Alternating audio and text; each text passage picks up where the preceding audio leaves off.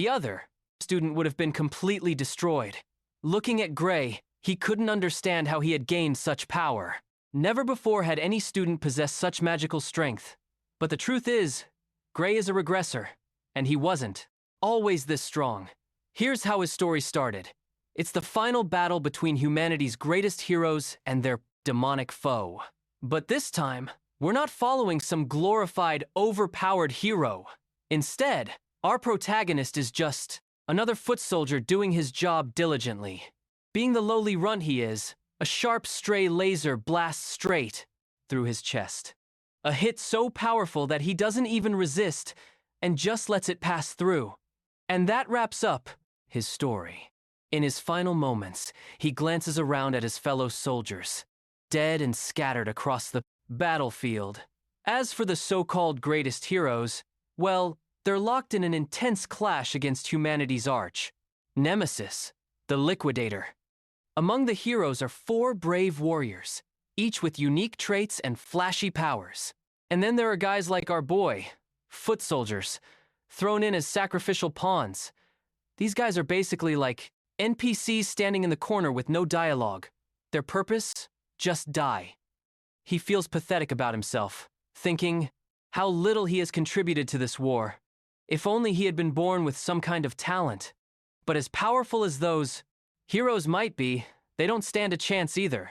The Liquidator slices through them like cucumbers. Literally a single blow is all it took to wipe them out. Turns out that monster was just toying with his prey the whole time. Humanity's fate has finally been sealed already. Or at least that's what Gray Lee thought. This is then he remembers that his heart has already been shredded into bits and yet he's still not dead. Next thing he knows, he's standing in the middle of the ruins. In front of him is this omnipotent being who gives zero context for what's going on.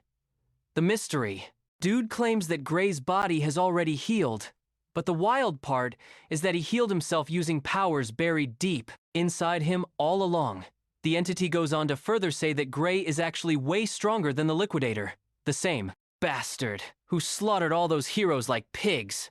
However, he's not sure if Gray can even handle that power. So, for now, the entity lends our boy a portion of his own power, just enough to take down the Liquidator. Back in the real world, Gray's sword is instantly surrounded by mysterious energy gifted by the all-powerful being. Without wasting time, he puts this energy to the test to see if it's the real deal or just hot air. Turns out, this power packs a serious punch, so much so that the Liquidator actually commends Gray for his strength, but it's still not enough. As Gray goes in for another strike, bam! He's sliced in half like the rest. Blood gushes from his bisected body as the Liquidator, weirdly enough, praises him again. He's the first person to push the Liquidator far enough that he had to go all out, but the Liquidator is in for another surprise. Gray isn't done yet. That blackish energy is fueling him. The lower half of his body, which was gone a second ago, has now reformed, made entirely of dark energy. Bro is going full Black Clover mode with that massive sword of his. It's a sight to behold to think that someone could actually make the Liquidator waver. The enemy sees no other option other than to throw up a honeycomb shield to guard his sorry self. Gray doesn't even look human anymore.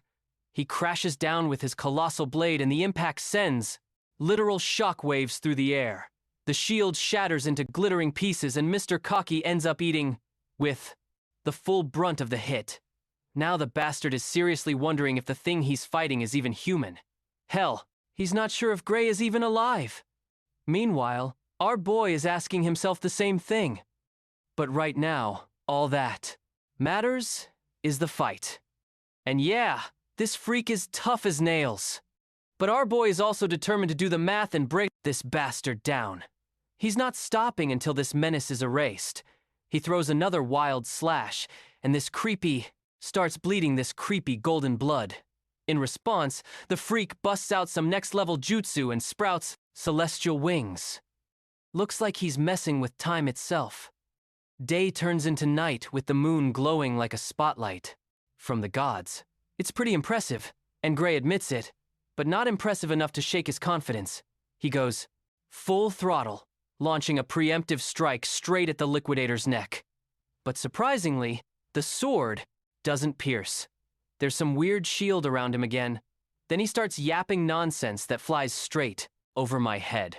Apparently, within this plane of true dusk, nothing can hurt him, or at least that's what this bastard claims. He tells Gray to look up at the sky to see just how deep and he really is. Well, our boy looks up out of curiosity and sees a blinding star-like thing glowing with insane intensity.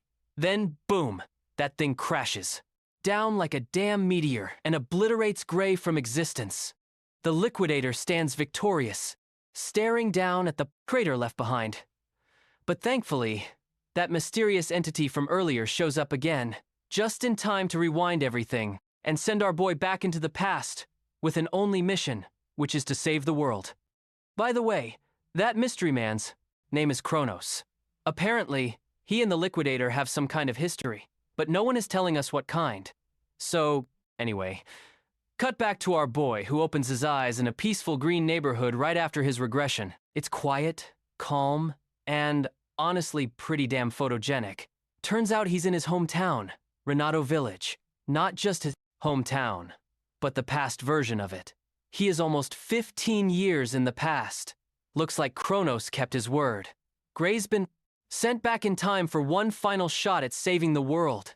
Suddenly, a stinging pain crawls through his hand. When he takes a look at his hand, he notices wounds and bandages wrapped around his wrist. Now that he thinks about it, this was the time in his life when he was basically a punching bag for Belder and his gang. But with this new shot at life, it'd be pretty pathetic if he still ended up getting bullied. Then again, there's no way he could fight those guys head on. Bro is way out of their league. In hindsight, even beating the liquidator sounds like a dream. Anyway, he's got to figure out how to deal with these bullies, or he's doomed to relive the same suffering all over again. Seems like Bro can't catch a break, or can he? He just so happens to stumble across the same he's been dreading the most. Of course, it's Belder and his goons. Since they've been bored lately, they've been on the hunt for our guy, eager to continue their tradition of good old-fashioned bullying, like it's their new religion. They toss a spare sword at his feet, ordering him to pick it up. Our boy stares at the sword, clueless. He still hasn't figured out what these goons are up to. After all, it's been 15 years, so memories are a bit hazy. Belder, meanwhile, assumes Gray is pretending to be clueless on purpose. So, he is kind enough to remind him about their usual mock battles. Hearing that, Gray quickly tries to brush these pests off by pointing to his injured hand. He's grateful for the invite, but unfortunately, he can't join because the injury hasn't healed yet. But it looks like Bro can't shake these hobos unless he picks up the sword and fights. They even assure him the swords are totally blunt, so there's barely any chance of getting hurt. Gray, however, can't shake the feeling that injury is still possible. No matter how blunt the blade, it's still a lump of iron. One wrong hit in the wrong spot could book your one-way ticket to heaven. Well, he's got a point. One gentle tap on the balls and you'll be doubled over on the ground in unbearable pain. But these guys don't seem to get the logic behind Gray's words.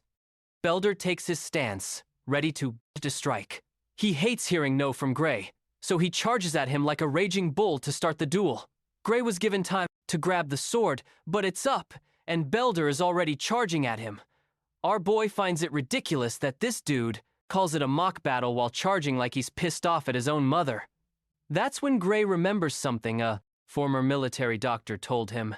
The reason his swordsmanship never improved was because of an injury he sustained as a kid. Now that he thinks about it, maybe this is the injury that changed his life forever and forced him to live like a runt. Belder comes crashing down with his blade, but Gray blurs away and dodges the strike. Seriously though, even Gray himself is shocked that he managed to dodge it. Belder's face, meanwhile, tightens in annoyance at seeing such impressive agility. He throws another strike, which my guy dodges again. Then a quick strike aimed at his feet is also easily avoided. The bastard's trying hard to tag our boy. He's like a bloodthirsty man on a mission determined to take his opponent down. But Gray slips through like a ninja on cocaine. At first, Gray thought Belder was just slow. But then he realizes that it's not the Belder who has gotten slow. It's he himself who has gotten faster. Bro is literally dodging every strike like he owes rent.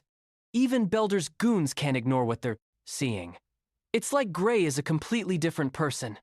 He might not have the body he once had, but he still has the memories of every battle he's fought. With all that experience mapped in his head, his body is basically on autopilot. He barely even has to try to dodge those strikes. Then Gray grabs the sword to keep this so-called mock battle going, which isn't feeling so mock anymore. Belder is drowning in his own ego, desperately trying to crush Gray under his blunt blade. But my guy had enough. He swings his sword for the first time.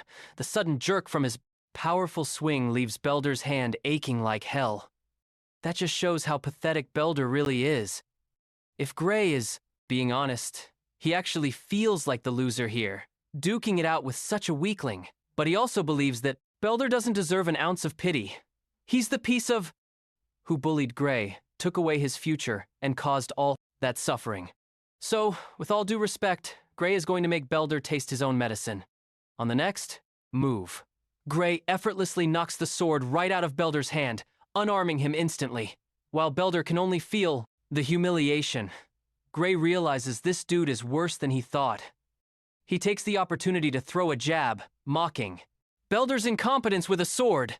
One single blow sent Belder's sword flying. Then again, being unarmed isn't a big problem. After all, Belder was the one who insisted these blunt blades were totally safe to use in a fight. Gray is going absolutely nuts, swinging the blade so fast it literally cuts through Belder's skin, causing blood to gush out. As the gravity of the situation sinks in, Belder's knees lose all strength and buckle. Wait a minute, Gray thought he was using a blunt blade. So how come this bastard started bleeding? When he looks at his blade to confirm, he finds out it's indeed a blunt one. Though, if it had been a sharp sword, this dude might actually be dead. Now, let's not get distracted from the situation at hand.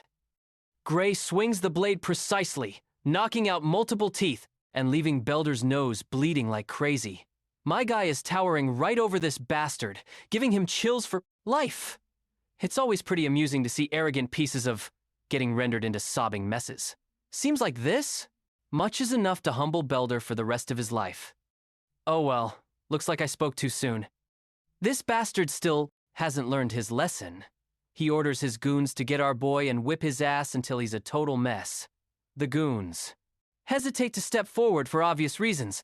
They literally just saw their boss get beaten like a pathetic dog. So it makes no sense to succumb to the same fate, even though they have the power to avoid it. One of the guys suggests they attack in unison to overwhelm Gray. The trio quickly leaps into action, surrounding our boy from every direction. Gray, however, is nonchalant as ever.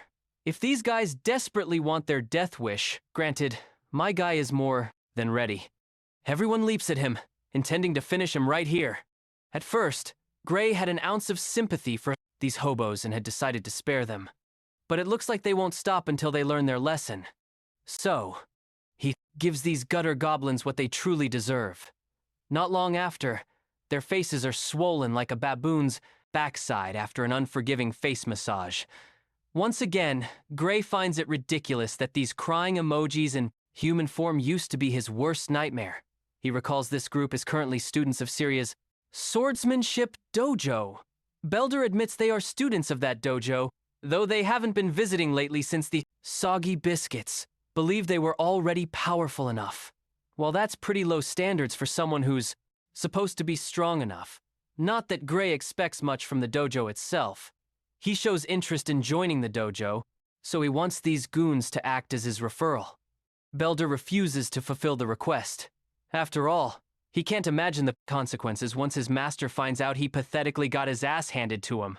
Gray knows exactly how to deal with these guys.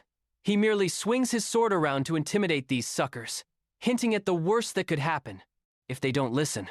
Funnily enough, this little threat works wonders. Belder is not only humbled, but that beat down gave him the speed of a cheetah. He literally speeds down the road to reach the dojo as soon as possible, even leaving his friends behind. A while later, they enter the town. As they walk, Belder expresses his curiosity why Gray is interested in joining a dojo. Turns out this dojo has a recommendation slot for the academy. Our boy doesn't. I have to say more, since he's sure Belder is mature enough to understand what his main goal is. One of the guys wonders why Gray even feels the need to join an academy when he's already powerful enough. Little do these... No, my guy doesn't set the bar that low. He's got his own definition of enough. He vividly remembers the day all of humanity's heroes got slaughtered like pigs in the blink of an eye. And that was supposed to be the world's strongest lineup. Forget the heroes. Even he couldn't scratch that bastard with all the mysterious power he had. Only God knows how much power will be enough to defeat that bastard. Though he wasn't completely hopeless back then, the moment he got those badass dark powers, he felt like an omnipotent being that could destroy anything. The thing that held him back was a lack of swordsmanship skills. He had been relying on a few tricks he learned from the Sword Saint. If only he had spent more time training in swordsmanship, just like the Sword Saint did. He's pretty sure he could have turned the tide of the battle single-handedly. This is likely why Kronos sent him here, to grind his ass off until he's worthy to wield that dark, mysterious power again. A while later, we meet the Master, those goons we're talking about. The group is getting an earful for picking a fight with a random civilian. And what's worse, all they got after challenging that civilian was a humiliating defeat. This intimidating woman is swordsmanship, dojo instructor Syria. Belder tries to clarify they weren't actually trying to bully anyone. It was just a mere mock battle. The poor bastard ends up taking a devastating blow for his lies. A hit hard enough that he'd be on the moon with this one-way ticket. His goons are shivering in terror, wishing they could just survive this day. Nothing to be afraid of, guys. The stunt she just pulled was a little lesson she wanted to teach these fools. If they call beating someone unarmed a mock battle, then what she did also counts as a mock battle. She points her sword right over Belder's ugly face and expels him out of the dojo immediately. Not only him, but his goons are joining him, too. With that, those pathetic goons take their pathetic loser leader and walk out pathetically. She immediately twirls around, sits on her feet, and apologizes to her new recruit on behalf of her former students who caused him a lot of trouble. My guy brushes off the apology. Back to business. She's heard he wants a recommendation to the academy, to which my guy affirms it. Since Belder and his second-rate team caused him a lot of trouble, she's willing to write a letter of recommendation for him. Though, before doing that, she wants him to prove his worth. Both contestants stand against each other, wooden swords in hand. Being the senior, she generously gives him the opportunity to strike first, and thus, the exchange of blows begins. They move so fast that literally all they leave behind are trails of silhouettes from their fearsome strikes. All the while, Syria does her job, which is to assess our boy's capabilities. She can tell his swordsmanship is quite practical for his age. It's as if he's been through countless battles before. Now, it makes sense why those bozos got their butts handed to them by a single person. His style is mostly self-taught, but every so often, his swordplay looks similar to what's taught at the academy. This likely means someone probably taught him, though his technique is still rough. One thing's for sure, though. He's got a lot of raw talent begging to be tapped and harnessed to its fullest. She's basically found a diamond in the rough. Now that she's assessed him, she decides to end the duel with the last blow she's about to deliver. My guy braces himself and effortlessly parries. It's her attack. This macabre dance once again begins. Bro is literally parrying each of her attacks like he's allergic to damage. This prompts the woman to grow anxious.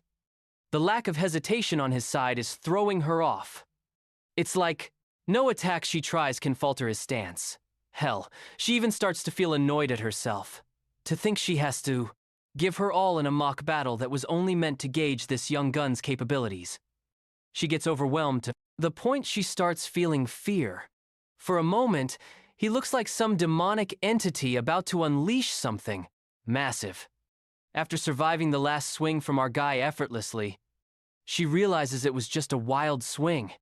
After that crazy swing, Gray starts to feel tired and his energy level drops. The woman sees him sulking and mistakes it for a weakness in his defense. So, she lunges like a feisty cat, only to find herself checkmated right on the spot. The tables flipped on her. The broken wooden sword hits the ground while Gray finds himself stumped. For a second there, he found his way back to the same dark power he received in his battle against the Liquidator. The fact that he used a hint of that same power now means that he still has access to his abilities even after regressing into the past. But then, it happens. An agonizing drawback engulfs his body in so much pain that he drops to his knees. He can't even hold himself to stand. While Sarya is alarmed by his condition and wants to help, even after using a fraction of his power, Gray realizes that his current body is unable to exhibit his abilities. Still, he musters the determination to stand on his feet again despite his body quivering. After telling her that he's okay, Gray finds himself lost in his thoughts, realizing he can hardly stand, which emphasizes just how efficient he's going to have to be with his abilities. Oh, he's also thinking about revealing the information about his power to the experienced swordmaster in front of him. Sarah just looks at him dead, lost, and confused. Meanwhile, our boy assesses the situation with a clear head and concludes that he shouldn't tell anyone about what happened. After all, who would ever believe his ridiculous story? And it's also not like he can control his dark powers at will to demonstrate what he means. Bearing that in mind, he comes up with an innocent excuse that he simply overexerted himself. But to the swordmaster, she doesn't believe him for a damn second, thinking how ridiculous he's sounding with that excuse. There's just no way for him to have sliced her. Wooden sword when they were fighting with dull weapons in the first place. She's shown to be clever to the point she understands that Gray is hiding something from her. Virgil's daughter points what's left of her sword towards our boy, causing Gray to inquire if something's the issue. Clearly, from the way he is handling his reaction, she understands that he doesn't want to talk about anything for now. Instead of challenging him on it, she respects his decision and asks about his initial interest in getting a recommendation to the academy. Our boy confirms this, sharing that he heard she could help him with that. Sa doesn't deny it either. She emphasizes that with just her authority, she can help him get a recommendation to the Royal Academy of Swordsmanship, the best educational institution their kingdom has to offer. At the same time, surprisingly, she shares no interest in recommending him to attend that institution, adding that Gray is an unfit person for the academy. Her cold words stabbed him sharper than any blade. Gray starts beating himself inside, doubting his abilities, and admitting that he's too weak. His final attack was the only remarkable thing he'd done in that battle. But wait, Sarya has not finished talking. She continues her thoughts, arguing that instead of going to the Royal Academy, the kid should instead head to the World Union Academy instead. What a plot twist that is. The revelation hits him harder than truck, hitting his victims. Though the Royal Academy is their country's finest, the World Union Academy is the best in the entire world. The institution is deemed the pinnacle of sword mastery. Gray is at a loss for words because this same Magic Academy is responsible for producing the strongest battle squad, including the likes of the Sword Saint Amy. He immediately confronts Sarya, questioning if he's even qualified to attend a prestigious institution like that. Funnily enough, the girl destroys his expectations, pointing out that as he is right now, there's not a shot in hell that he's getting through the door. The Swordmaster knows that even Gray is wary of his shortcomings, especially when it comes to his pathetic state of a body right now. When it comes to the Royal Academy, the kid might be able to pull off a miracle because of his sword skills alone, but that's just not the case for the World Union Academy. So, yeah, dudes, if he doesn't train his ass off. Even Sarya is astonished. The kid has miraculous talent in his swordplay. And yet, he's got a stickman of a body. Doubt is starting to creep in, genuinely making Gray worry about the monstrous opponents he'll have to face against in the World Union Academy. It's not exactly a walk in the park, and, with his current body, that's out of the question anyway. Seeing his sorrowful state, Sarah points out how he's quick to give up, even though there are 9 whole months until the Academy's entrance exam. Again, being underconfident in his abilities, Gray thinks that even that time won't be enough for him. Despite her effort in trying to encourage him, even Sarah agrees that it's too little of a time. But even then, she offers him a chance. The Swordmaster wants him to trust her for the 9 months to come, because during this time, she's going to make him suffer, through hell and back.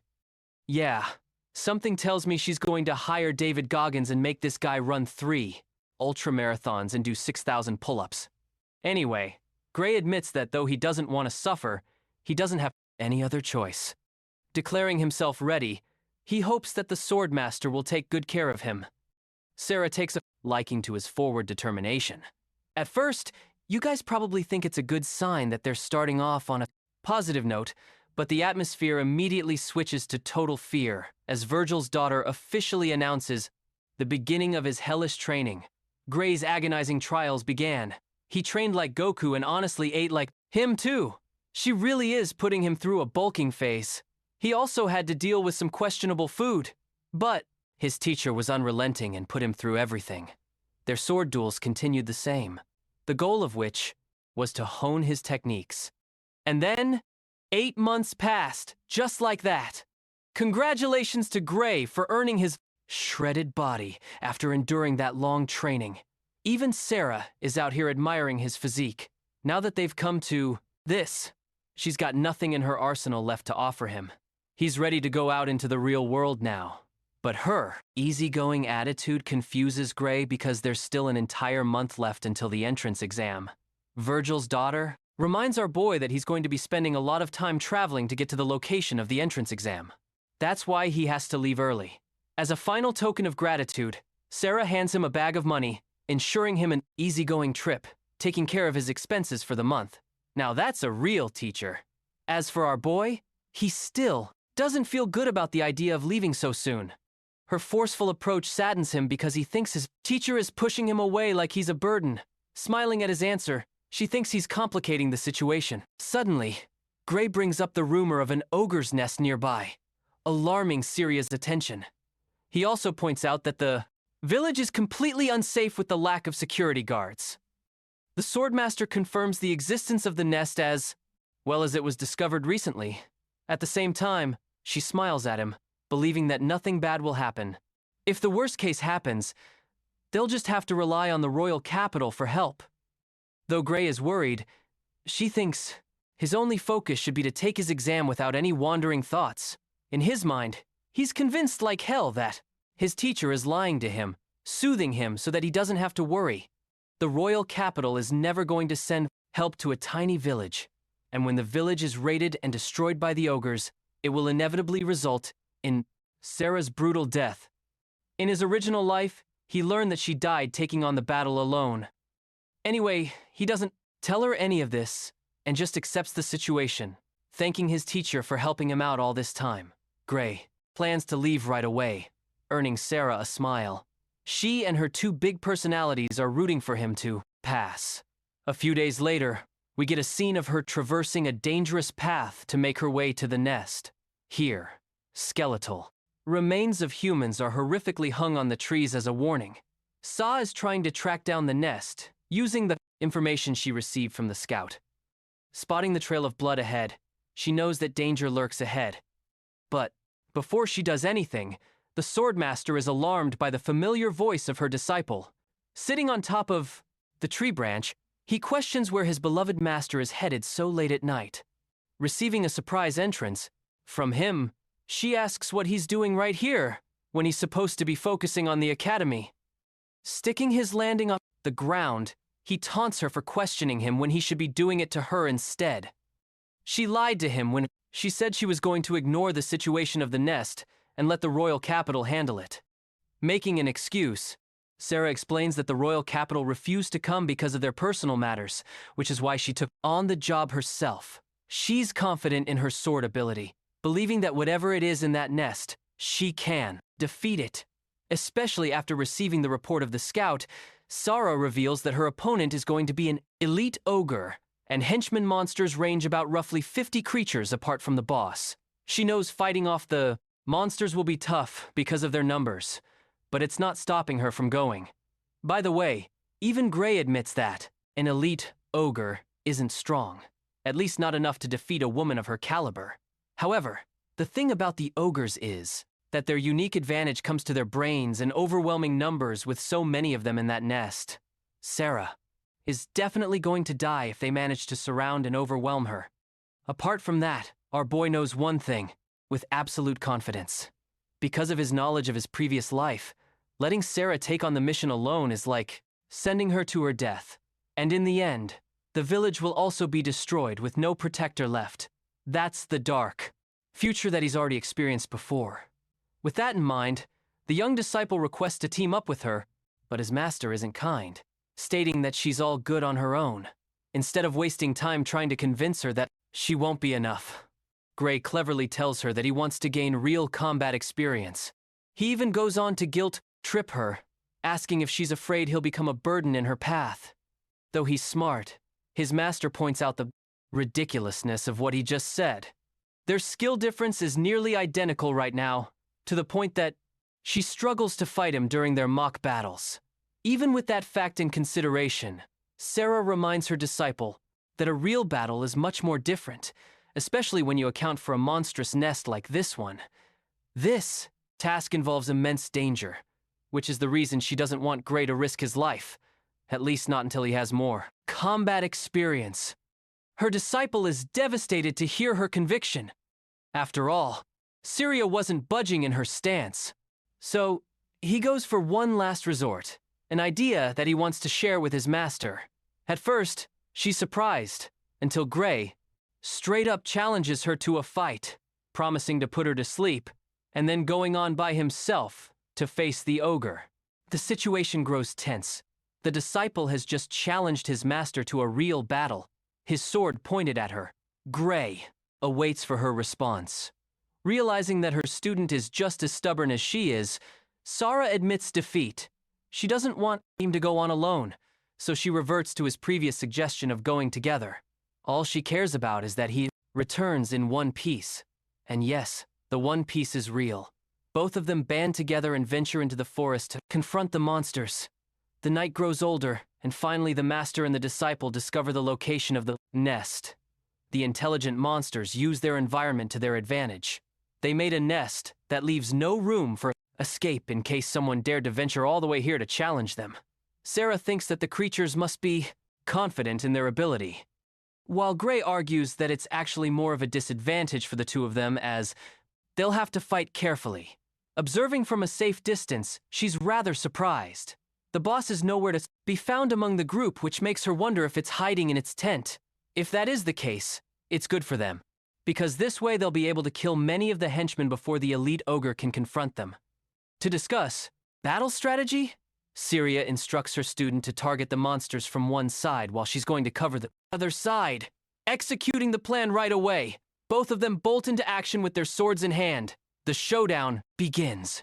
Before the monsters are even capable of comprehending the situation, the majestic Sarah is already on top of them, executing a clean headshot, making a football of the creature's head as it flops to the ground.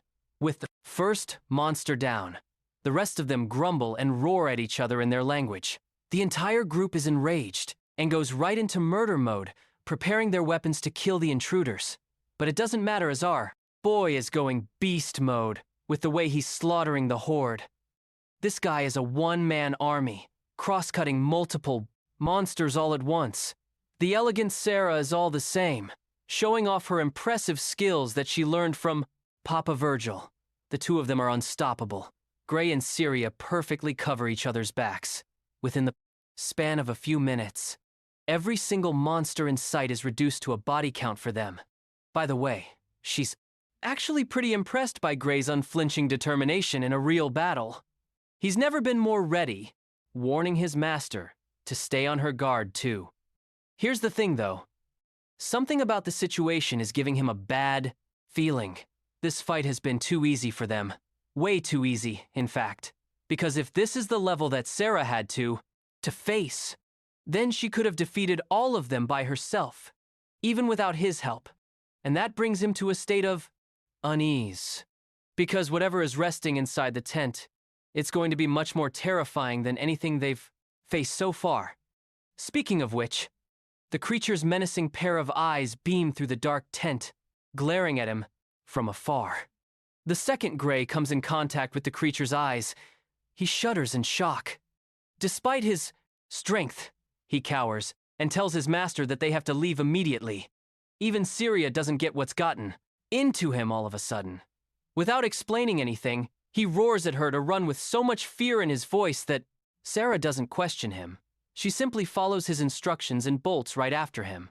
As they're running along, you might be thinking that they'll escape, but nah, because their terrifying opponent literally leaps over from the skies with a massive vertical. Gray is terrified when the monster plants his feet into the ground, confronting the daring humans. Sarya's expression changes to shock, pointing out how the boss monster has personally come to them for a battle. But then, Gray drops a bombshell that no one even expected. This isn't the boss monster at all. Right as he's about to reveal the location of the real boss, a monstrous voice roars at them from behind. This provocative roar unleashes another horde of creatures to chase after them. The thrilling noise is deafening for Sarah, but for the ogres, it has converted them into battle-hungry maniacs. Sarah shivers in fear, failing to comprehend her own senses. There's a creature more terrifying, more brooding than an elite ogre, and it's commanding the entire group. Finally, Gray reveals that they're up against an ogre general. He's the real boss of the monster nest. I have to remind you guys, they're literally sandwiched right now. On one side, there's the elite ogre blocking their escape. Going back isn't an option either because a large horde awaits them along with the real boss of the nest. Sarah expresses her shock, fully knowing that they can't face a monster like this, even at their level. Their only chance at victory is to kill the elite ogre in front of them to escape. So, she does exactly that by charging at the beast and clashing her weapon against his. Determined to win this battle, she exploits an opening and connects a sharp cut against the creature's body. Blood spurts out of the cut, and while normally this is supposed to be a good sign, her worries only worsen when she notices that the wound is healing again. Meanwhile, our boy is clashing against dozens of monsters all on his own, sharing his knowledge of the Ogre General's abilities. Apparently, its roar significantly boosts the strength and recovery speed of the monsters. Basically, they're up against an elite ogre on steroids. Defeating even a normal one is so difficult right now that even Gray is having a hard time. Slashing one of the monsters, he tells Sarah to cover his back. He instructs her to just delay the battle for a while. Longer. Which makes her question what kind of miraculous strategies he's got planned. To that, our boy shares that in a situation like this, they've only got one objective in sight, and that is to kill the ugliest of them all. The bastard who's hiding behind his horde. The fight for survival begins as Gray clashes his sword against one of the monsters, reflecting his annoyance at getting surrounded and flanked. He deflects the slash and finds another raging monster aiming at him. He's cutting past the enemies, focusing on making a clear path in front of him so that he can get to his objective. In carelessness, however, he uses so much strength that it literally shatters his pruckant blade. This is genuinely troublesome because now he's left without the one weapon he's confident in. He dodges the enhanced ogre's downward slash and prioritizes his attention to drawing out his spare sword. Yeah, that's the smartest main character I've seen in a while. Carrying a second sword means being prepared. Anyway, Gray is worried that his blade won't hold up for long. Coming to his rescue, his master tosses her spare sword towards him, allowing him yet another chance at victory. With both spare swords in his hand, he has a better fighting chance. But still, even this won't be enough to kill every single one of these monsters. There's just too much friction in getting to the Ogre General, while at the same time defeating its minions. Trusting his abilities, this man goes batshit crazy, unleashing a super speed slash across his enemies. His forward momentum is broken when one of the ogres tries to attack him. Luckily, he dodges and then quickly blocks the attack. The fight is fatiguing him, but he still made significant progress dealing with the monsters in front of him. The ogre general feels threatened and decides to unleash a second monstrous roar. To Gray's horror, the strengthened creatures have just received yet another boost in strength. This guy is not having a good time as he's struggling even more now, having to deal with them. Gray realizes that the ogre general is intelligent enough to see through his strategy. Now that it knows what the human is trying to do, the ogre general keeps on roaring to provoke his minions to fight. Blocking one of the strikes, Gray pushes past the monsters to bolt right ahead. A horde of monsters is ready to welcome him. Instead of facing off every single one, he efficiently cuts through the ones that are directly in his way. But even that leaves him with scratches and injuries all over his body. The bloodbath is wearing him down as he struggles to race past their endless barrage of attacks. Letting his guard down, he gets tackled by one of the ogres and pinned into place. Things seem to be looking really bad for him because the ogres have him right where they wanted.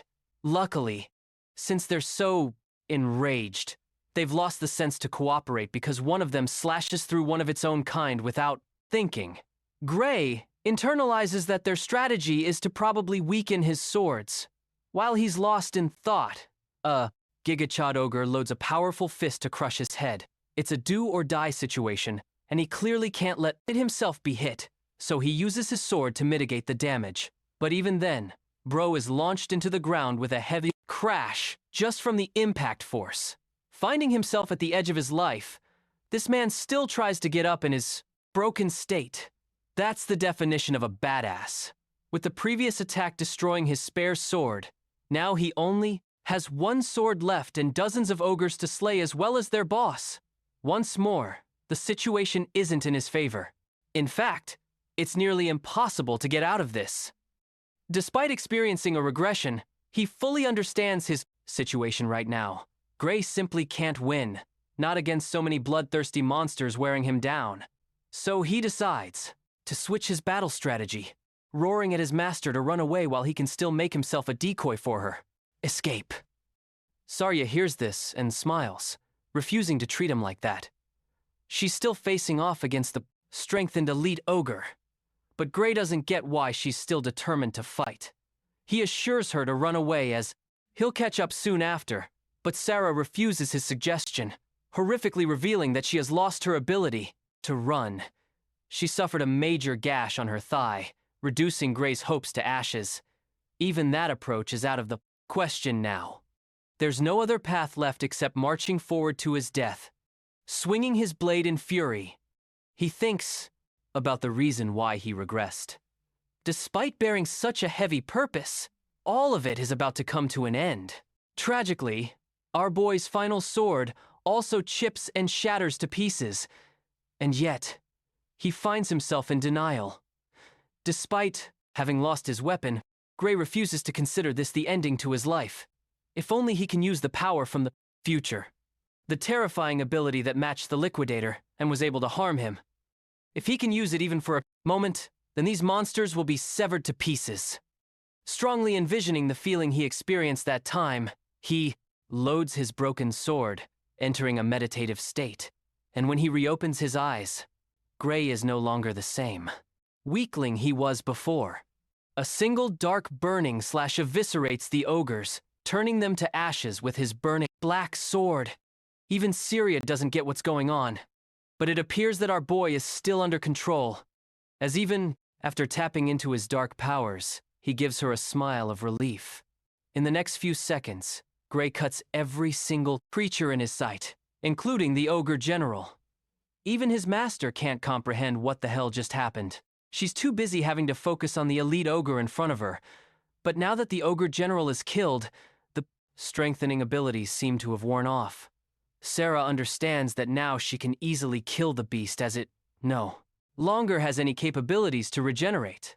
Using a Walmart version of Judgment Cut End, she cuts the creature down, declaring that the elite ogre is nothing without its master. They won at last. Both of them managed to stand against all the odds and won the fight. Despite having miraculously pummeled through an entire horde of ogres, Gray still apologizes for breaking her sword. Sarah tells him that it's nothing compared to saving her life in exchange. She collects the sword and wants to confront him for the technique he pulled at the end. But before she can finish, her sentence, our boy flops to the ground, knocked fully unconscious because of the after effects, leaving his master to shout his name in concern. The perspective cuts to the inner mind of Gray. He questions his surroundings and spots nothing but a chained floating door in front of him. He's confused until the door releases the same kind of dark energy that he uses through his ability. A sudden realization dawns over him. This is his very own power. He wonders what would happen if he manages to break the door open. After all, he could obtain the power and make it his own. Determined to try, he marches forth. But the moment he takes his first step, a deathly sensation looms over his body, frightening the ever-living soul out of him. And that's only after taking one step. Gray is so struck with fear as he retreats his way back. He doesn't have all the answers regarding the source of his power, but one thing has been made very clear to him just now. If he dares to provoke the use of his powers in his current state, there's no doubt in hell that he'll die. And that's not just a light claim, because the feeling is so horrific that it drives him to tears. From the void, a voice creeps in his mind, commending him for his decision just now. Before Gray can process it any further, he wakes up in a panicking state in his bed. His master's right beside him, glad that he's finally awake. Worried, he asks where he's at. She explains that she brought him to the village's infirmary as fast as she could. This dude was actually knocked out for 5 whole days. And I'm so glad that the author didn't say 3 days like all the other stories. Anyway, she was afraid for his life, while Gray is having to cope with the fact that he had to recover for nearly a week because of the burden of the technique he used. Even Syria thinks that he went above and beyond in that battle. It was the definition of defying all odds. Still, she's concerned about the state of his body and asks if he's capable of moving well. To test it out, our boy tries to lift his arm, but he can't do. He can barely use it after expending much energy. But with the way he is right now, there's no way he can hold a sword. With an injury like this, well, actually, there's no way he'd ever be able to rub one off either. So, he got to fix this problem fast. Then there's the bruise on his arm left after the battle. Saw grows concerned for his condition, knowing that he's unable to move his body. Well, Gray confirms that he's helpless right now. Even his master admits that his arm won't return to normal so soon, revealing that every single bone in his arm has been shattered to pieces. This revelation surprises our boy, because in a strange way, he doesn't feel any pain. That's actually thanks to the magic potion treatment he received. Our boy's jaw hits the floor because these things are supposed to be really damn expensive and she just used one on him. Sarah explains that it's nothing to worry about as the village chief personally rewarded them with it. The kid can't believe what he's hearing. He doesn't even know the village chief personally, and he's received a magic potion at his expense. Sarah thinks he's dense for being unable to understand his situation. So, she puts it in bold words.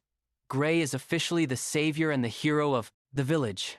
Before he can grapple with what she just said, the village chief barges in to greet the boy, thanking him for everything he did. To point out the greatness of his feat, the village chief reminds the kid that an ogre general is so strong that it takes an entire town to fight against even one. That kind of creature threatened their village. And yet, one boy was able to pummel his way through, carving a path and killing the monster, ensuring the village's safety. For that, the village chief is grateful. It's thanks to the valiant efforts of the boy and his master that their lives are no longer threatened. Unable to accept all the credit, Gray argues that they're exaggerating what he did. But the village chief thinks that it's him who is undermining what he did. Thinking about it for a moment, Gray reflects on the outcome. He thinks that maybe the village chief's words are right. Remember his previous life? In that life, this place burned to the ground because of the ogres raiding it down to ashes. That's the significance of his accomplishment. The leader of the village is more than happy to give him a long explanation on what makes him so great. But for now, he's focused on the boy's mission to pass the entrance exam for the World Union Academy. Speaking of which, Gray just remembered his true goal. He carelessly went to kill the creatures in the monster nest just weeks before his exam. With all the time that was wasted in between, he's only got 2 days left until the day of the exam. Oh, and, by the way, just getting there takes 3 whole days on foot. His best option would be to use a horse to traverse the distance on time, but he's dead broke and doesn't have the money to afford one. Making a sudden request, he begs the village chief to lend him a horse for the journey. The good thing is that the leader was already expecting the kid to make such a request, which is why he's already prepared the best horse for his travels. Sarah smiles, revealing that their original plan was to carry him, even if he hadn't woken up today. Some people truly support you despite your troubles, just like Gray's friends here. And I hope we encounter more of them in our lives too. Gray exits the infirmary, only to find the entire village roaring the boy's name and rooting for his exam. They want him to do his best. And they're not afraid of thanking him for what he did. The villagers even support him with a bag of money. Everyone donated bit by bit so that he can apply for the entrance exam and support himself at the academy. The boy is eternally grateful for the villagers who showed him so much love with their support. He also jokingly states that it's going to be really embarrassing if he fails and comes back. But Sarah is absurdly confident in her student, emphasizing that the applicants applying for the entrance exam aren't capable of beating an ogre general all on their own. But that's not the only concern. The boy is worried about his arm as it's still messed up and there's no telling when it will heal. To that, his master argues that he should make use of his left arm in the meantime. Even though his left arm is fully functioning, it's just that he's more used to his right, but his teacher thinks with his skill level, it won't matter. Gray shares his concerns, stating that the level of the entrance exam may be overwhelming for him to the point one arm will hinder him. But even then, Sarah understands that the teachers or the examiners at the academy have a sharp eye. When they see his talent, they'll select him. The boy mounts his horse, while his teacher confidently declares that he's going to pass. That's the only outcome. Thanking her for everything she's done, he promises not to fail. Recalling how the village was razed to the ground in his previous life, he's happy that these people got a second chance alongside him. The world is already changing from this moment onwards, and he's going to make sure to influence the future with his new power. In the next scene, our boy finally makes his way to his destination. Staring ahead, he locks eyes with the grandeur of the World Union Academy. In the arena, the examiner announces the distribution of the exam tickets. All of the candidates will remain in the arena. From the looks of it, there's a large number of applicants, but only a tiny number of 20 are going to reserve a spot in class. They bicker about the changing number of seats each year because in some years the academy even accepted 50 people, while in rare cases it only accepted 1. So the rules for selection aren't absolute apparently. Anyway, Professor Ariel takes the limelight and comes to the front. She addresses the examinees and explains that they'll have to collect the paper being presented. With a snap of her fingers, a vortex of yellow opens, releasing magical energy and automatically manifesting the tickets in each examinee's hand. Our boy collects his ticket. His examinee number is 513 for the fencing course. Professor Ariel adds that their ticket shares only the most critical details, but it's nothing to be worried about as the process is the same each year. She also confirms that the academy doesn't care about one's age or gender, their nationality or class. In other words, they quite literally don't give a flying if you're an attack helicopter or not. They don't even care enough to know their names. The candidates who are destined to pass will be asked for further information, but for the total examinees here, it doesn't matter. Professor Ariel even confirms that it's fine if they offer a fake name. Once again, proving the academy doesn't care. Anyway, trouble seeks our boy again because he came here without his sword today, and yet he's placed in the fencing course. It makes him question the system's legitimacy. Professor Ariel continues hilariously stating that she assigned each person a course based on their looks. I know she's supposed to be perceptive or something, but it's just funny how 1 minute ago she was talking about discrimination. And then she goes on to say this. Ariel is fine with correcting course details in case she got them wrong. Even the examinees think that it's impossible to assign a course based on sight alone, especially when there's so many of them. They strongly suspect that the academy must have investigated them beforehand, So that's how they know. The possibility of mind-reading magic also comes up. Professor Ariel doesn't address any of their concerns. All she's noticing is how no one is complaining about the assigned course. So next, she decides to reveal everyone's exam schedule. The detail is imprinted on the ticket at once. Gray is nervous because he's scheduled to have his exam on the first day, not allowing him any time to let his arm heal. Ariel reveals that this exam will only be conducted once, and it will decide everything. If a candidate is late, immediate disqualification will be the only outcome. She also reminds them that their schedules are strict and won't be manipulated or disputed upon request. It's bad news for Gray, who is struggling with his recovery. He's begging for his body to pull a miracle and heal him tomorrow. The next day arrives, and what do you know? Poor guy's arm didn't even heal a bit. He's got no choice but to take the exam in this condition. Gray's examinee number is called, and he frustratingly steps forth. He tries to calm himself in an effort to remain optimistic about the situation. Assessing his left arm, he doesn't appear to have any issues, and he can also move his right arm if he exerts enough strength. His current strategy is to sharply observe the examiner's moves and discover a winning strategy from that. He's watching a match between a candidate and an examiner. The applicant blindly rushes to attack, but by the end of his attack, the examiner is unfazed and casually stands, waiting for his next move. The candidate drags his sword for yet another slash, but even that strike is helpless. It gets blocked. And not just that, the examiner deflects his blade before sending him flying with a final blow. With his body hitting the ground, the examiner concludes the result of the exam, instructing him to exit the venue. You guys might be thinking that maybe Gray has found something, but the hilarious part is how this man literally gives up and accepts that he's about to get his ass cooked. His number is called to step into the arena. Gray reflects his chances, realizing that he clearly can't beat an examiner that annihilated a candidate even bigger than him. Inside the arena, our boy is granted the freedom to make the first move. Despite that, he fully understands that this battle will be one-sided.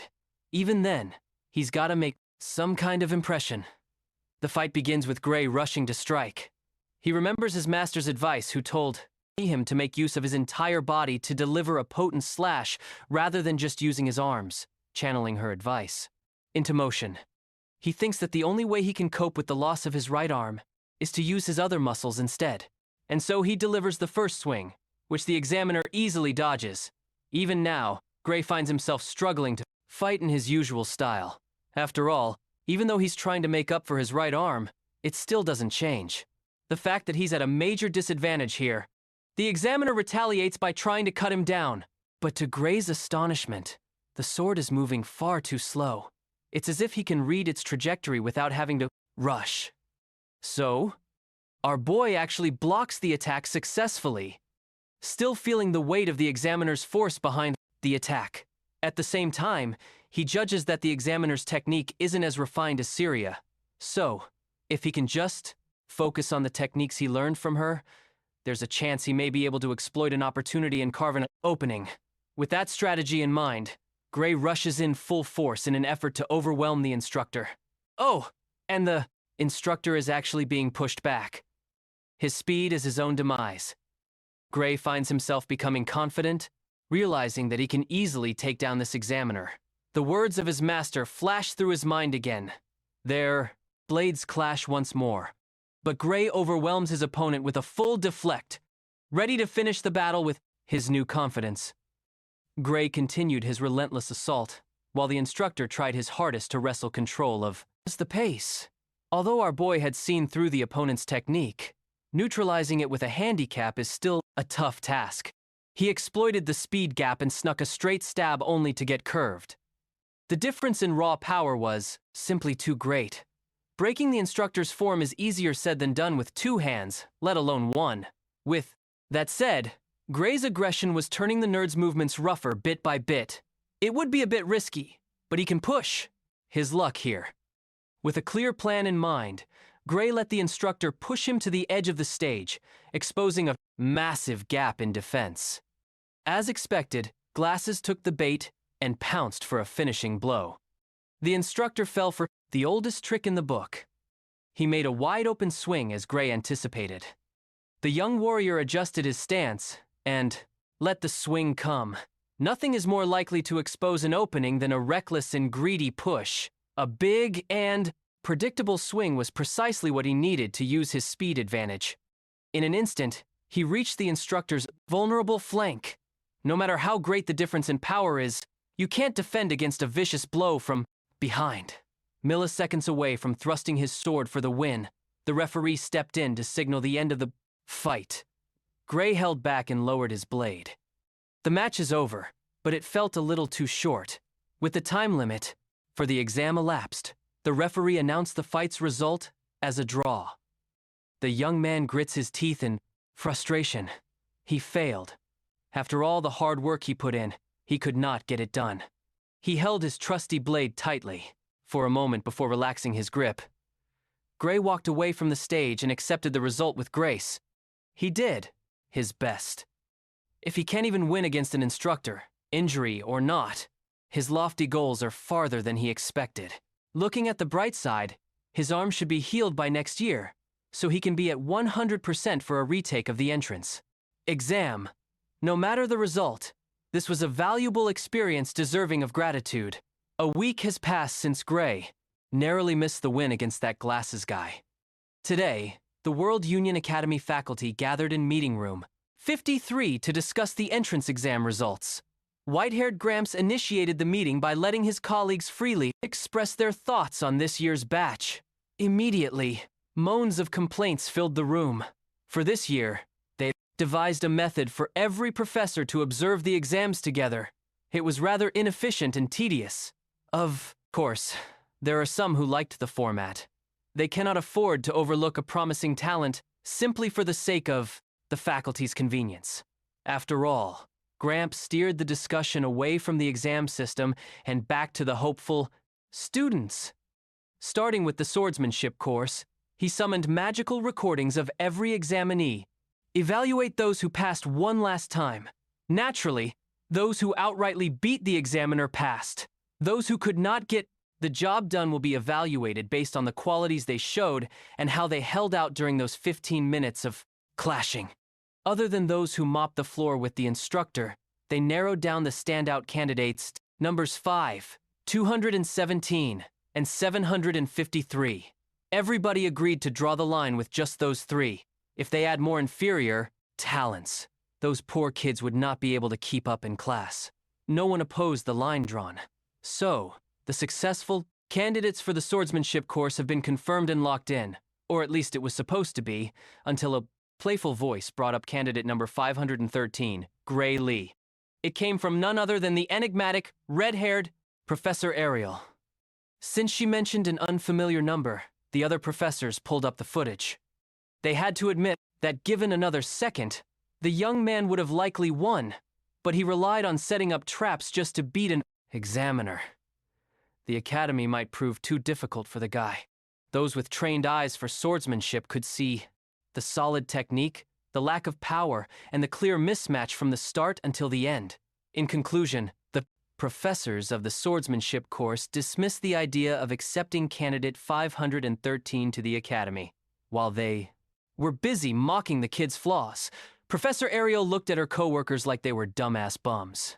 Every single person in this room watched the footage, yet not a single one of them noticed what she did. If everyone's this blind, maybe the exams format really is a waste of time. The day after the final deliberation, the examinees were called back to the town square. They were tasked to gather at 11 inches the morning. Tensions were high and everyone was hoping to get the coveted acceptance. The time has finally come. An academy representative loudly announced that 6 candidates had passed the swordsmanship course. Everyone held their slips and prayed to be one of the 6. The first ones called were candidates number 5 and 217. Immediately, their paper slips burned to nothing. Next were candidates number 432, 615, 753, and 925. That is all. Out of hundreds, only 6 were skilled enough to get accepted to the world's most prestigious training institute. Gray came today with a little bit of hope, only to get utterly crushed by the reality that he might not be good enough. The successful candidates were instructed to cross the bridge and complete the enrollment procedure by the end of the day. Those who passed were naturally giddy and excited to enter the life of an elite. Those who flopped looked down in disappointment, wallowing in their failure. With the swordsmanship course out of the way, the representative surprisingly announced that one examinee has been selected by the Divine Eye Special Admission. Of course, it's none other than candidate number 51 in 3, Gray Mother Freaking Lee. His paper slip burned a different shade than the ones that came before him. The bright blue flame inevitably attracted everyone's attention. Just when he thought he would have to train and rehabilitate his injury for another year, Gray was given a pass. Other candidates around him mockingly laughed upon hearing the mention of the Divine Eye Special Admission. Gray had no idea what he had just gotten into. This is the first time he had ever heard about this Divine Eye business. Almost everyone sees this as a admission, just a way to get someone unworthy through a back door, a sign of World Union Academy's decline. Hearing the vitriolic chatter around him, Gray did not like the sound of being called a backdoor student. He wondered how he was even selected when he didn't have any relevant connections. His master could not possibly have this kind of pull in the academy. While the failures were mocking the one guy admitted through the Divine Eye, a bald old hermit scolded them for disrespecting a long-standing tradition. The way the bald hermit sees it, this admission is an honorable category that has produced countless heroes for over a century now. As expected, the failures also mocked the hermit for being behind the times. Sure, the Divine Eye was hailed as the birthing place of heroes back in the day, but not anymore. Recent Divine Eye candidates include Amy White, Bella Albright, Leek Mueller, and Jacob Bloomfield. These 4 have one thing in common. Everyone sees them as complete and utter failures, but we already heard those names. In the near future, Amy White will advance to become the Sword Saint. Bella Albright would become the Great Sage, and Jacob Bloomfield would take up the mantle of the Divine Archer. These 3 would reach the apex of their craft as the main force against the Liquidator. Now, Gay's name will be mentioned alongside these legends. Those who passed were welcomed and provided with uniforms to change into. The entrance ceremony will soon begin, and the rookies must assemble in the plaza in front of the main office. Gray tried his new drip on, and it was a perfect fit. His black blazer inlaid with gold, and the Academy's crest was clean as hell. He went from feeling defeated to feeling dapper alongside his batchmates. When they reached the plaza, some of the rookies were confused. There was nothing in there. The confusion was cleared up when an Academy staff member ran towards them with an apologetic expression. He explained that there's been a bit of a delay setting up the ceremony due to a mix-up. Thankfully, it won't take long to fix that. To do so, the rookies must step back a little farther so the setup can be placed. The rookies followed the staff member's instructions and watched with skepticism. Mr. Staff kneeled down and started tinkering with the ground. After a little bit of preparation, he touched the floor and activated a massive magic circle in the blink of an eye. Out of nowhere, hundreds of seats, arranged in a coliseum style, emerged from the magic circle. The rookies were flabbergasted. They had never seen magic of this scale before. In just a few seconds, the plaza turned into a proper arena, complete with seats and a stage. Mr. Staff apologized for the delay once more and instructed the rookies to sit wherever they liked. Still shaken by the absurd display of magic, they followed suit. Some of the more knowledgeable rookies recognized the use of teleportation magic to literally spawn an arena. Gray quietly took a seat in the middle row. He reckoned that this was the Academy's way of conducting a grandiose entrance ceremony near the school building. They are basically flexing the power of the World Union Academy. Once everyone was seated, other rookies commented that the number of seats was a bit excessive. There were only 30 of them in attendance, yet there were hundreds of seats. Well, that's because, as the World Union Academy's name suggests, this institute gathers the cream of the crop from all over the world. If you look up in the sky, you will see what that really means. Dozens of airships and dragon carriages flew overhead, blanketing the sun. Looking up, Gray recognized the biggest magic airship as the Strat Queen. He had once boarded this hulking beast when he was cannon fodder for the Liquidator subjugation squad. It really lives up to its reputation. Bringing out something so imposing for a simple entrance ceremony is just another way to flex on newbies. The World Union Academy sure knows how to flaunt its power. Once every ship had landed safely, students who passed the strict entrance exam in their own corners of the world stepped out. They took the remaining seats, filling up the stands. With everyone gathered, it's time to get started. The staff member who spawned the arena signaled the start of the rest of their lives. After all the flashy displays of influence, the entrance exam proceeded with a brief speech courtesy of the headmaster. Gray was feeling a little bored in his seat. Even though he's entering the most prestigious academy in the world, this whole ceremony felt like just another tedious assembly. Next up, the headmaster called the top students from each course to the podium. The guy sitting beside Gray stood up. Blondie's name is Leonhardt, the top student of the swordsmanship course. As he confidently descended the stairs, gossip about his incredible feat of defeating the examiner in an instant started to spread. Some even say that this rookie is already as good as any of the professors when it comes to swordplay. Leonhard Apius looks like he's a spy, tasked with starting a fake family with an assassin and a little girl who can read minds. Gray was not impressed, just a little curious. Before starting his speech, Leonhard confirmed that he was allowed to speak freely from the heart. Once given the go signal, he turned to his fellow rookies with a sharp gaze. He opened his speech by lodging a formal complaint to the academy. First of all, he congratulated his peers who were admitted the proper way. He sees it as a huge honor to be among the best of the current generation. Leonhard hopes that they all graduate as people capable of making meaningful contributions to the world. For that, they must work together. He looks forward to the day when he and his peers soar as proud students of the prestigious World Union Academy. With that out of the way, he pointed out that there was someone among us, someone who doesn't deserve to be in this plaza at all. He directed this accusation directly to Professor Ariel, who oversees the special admissions of the Divine Eye. She was quite shocked to be called out by a freshman on the first day of classes.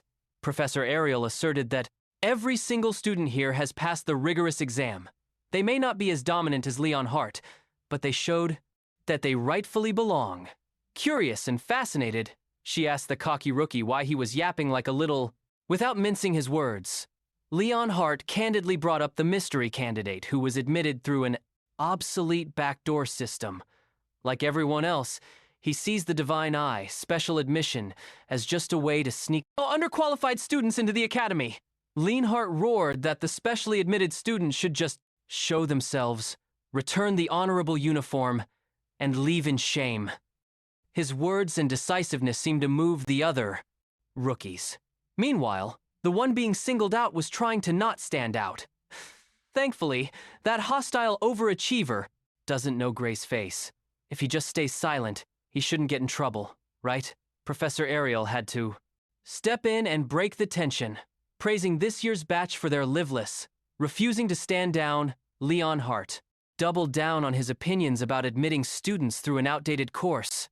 Growing a little annoyed with Blondie, Professor Ariel ominously asked if he was confident that he could beat the kid she selected for her course. Leon had to take a few steps back upon feeling the pressure from the enigmatic professor. He tried to stammer a reply, but he couldn't. Gritting his teeth and composing himself, Leonhardt confidently answered that he could beat the dog out of that unqualified student. Ariel was already expecting such a reply. She likes boys with attitude, so she proposed a wager.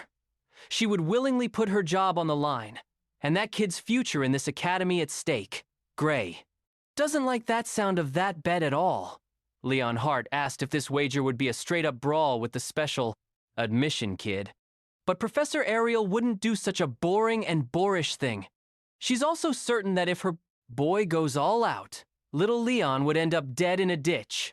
As an educator, she can't possibly put a promising student's life at risk. Her words cut through Leonhardt's pride like a hot knife through butter. If she was trying to rage bait him into making a bet, it certainly worked. Professor Ariel proposed that they make the wager about monster subjugation instead. That way, it will be a little safer for every party involved. Besides, she knows that Leonhardt excels at fighting monsters more than humans. The details are simple. Both participants must kill the monster she picks as targets. Each round, the target monster will increase in strength. Whoever gives up first and fails to subjugate the target loses. If her boy loses, she will gladly retire from her respected position as professor, and she will expel every special admission student under her care. But if little Leon loses, he'll have to do whatever she says. I know a lot of you would accept being red-haired professor's slave in a heartbeat. Before accepting, Leonhardt asked, what the first target monster would be. Although he's confident that he can handle and execute any opponent, he'd rather not be caught up in some weird... After a little deliberation, she came up with the perfect first target. She wants the head of an ogre general on her desk. If it's too easy for little Leon, she would gladly increase the difficulty. But based on the crowd's reaction, there's no need for that. While everyone was calling her demands over the top, Gray was trying to figure out why she would pick an ogre general, specifically, a monster he had already slain. Leon, on the other hand, banged his fist on the podium. He vehemently argued that an ogre general is not a monster that someone can subjugate on a solo run.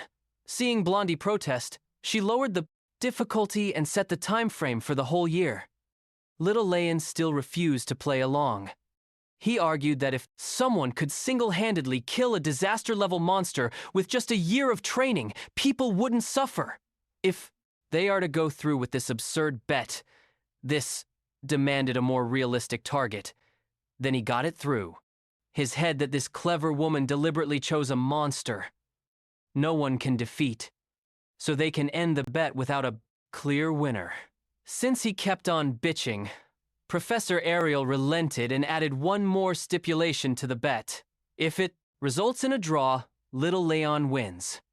In other words, if her boy fails to defeat the ogre general within a year, she will gladly step down and expel all her special students, with all the stipulations to give Lion as much advantage as possible. He will look like a, if he still refuses. Knockoff Lloyd Forger has to realize that he's being played here, and the outcome is already decided. But he was swept by the professor's manipulation, forced to accept a seemingly airtight wager. For the record, he asked if a weakened or injured General Ogre would count. It goes without saying that the monster has to be in its natural fighting form. To seal the deal, the eye under the professor's Monley glowed as her magic formed a contract. Every detail has been listed and imprinted in the magic contract. All little Leon has to do is sign it if he's ready. With the entire faculty and every other freshman as witnesses, he willingly signed his name on the arcane document. After finalizing the deal, he hesitantly asked if the kid, admitted through the back door, could seriously win. Professor Ariel didn't bother giving him a straight answer. The other professors just watched in their seats, seemingly used to the old red-haired raccoon's shenanigans. They all see her as a mage well past her prime, bored and just doing random stuff for shits and giggles. In his seat, Gray sighed in defeat as the bet to determine his future was officialized out of his control. He also noticed that she deliberately worded the stipulations to include the ogre general he killed in the time frame. This bet was a done deal. The moment it began, Professor Ariel played Leon and everyone else, and Gray was the only one who saw it.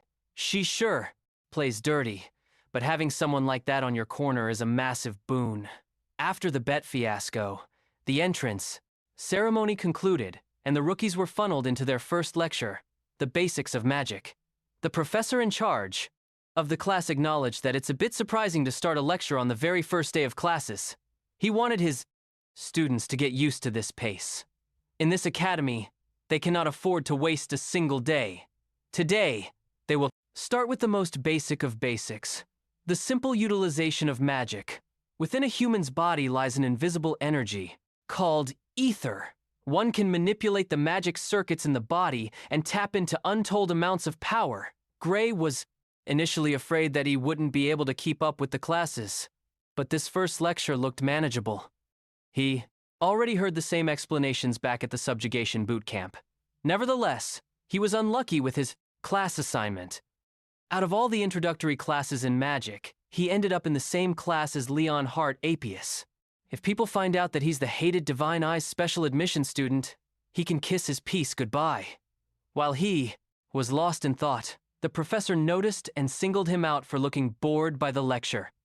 The professor felt offended that a rookie was already looking away less than 5 minutes into his introductory course.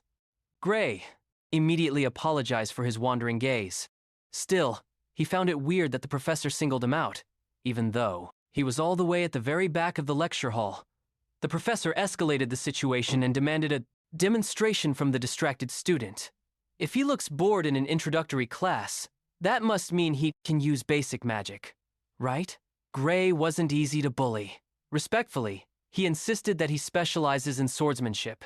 He thought it would be fine if he couldn't use magic. The professor barked that even if one uses a sword in a real fight, a fighter still needs to learn the basics to coordinate with an allied mage. Learning the basics of magic and grasping how it feels is the least a swordsman can do. At that moment, Gray remembered hearing the same thing from the boot camp lectures. In that case, today's lecture might conclude with the same spell. To confirm, he asked if today's lecture is aimed at learning the simple yet effective ether bullet. Since he knows the name, the professor assumed that he could use it. Gray thanked the gods for the hellish boot camp he had to grind through, since this would be a good opportunity for a proper demonstration. The professor decided to make this a one-on-one match and called this year's top swordsman, Leon, up to the stage. Blondie gladly stood up and paid his respects to the professor.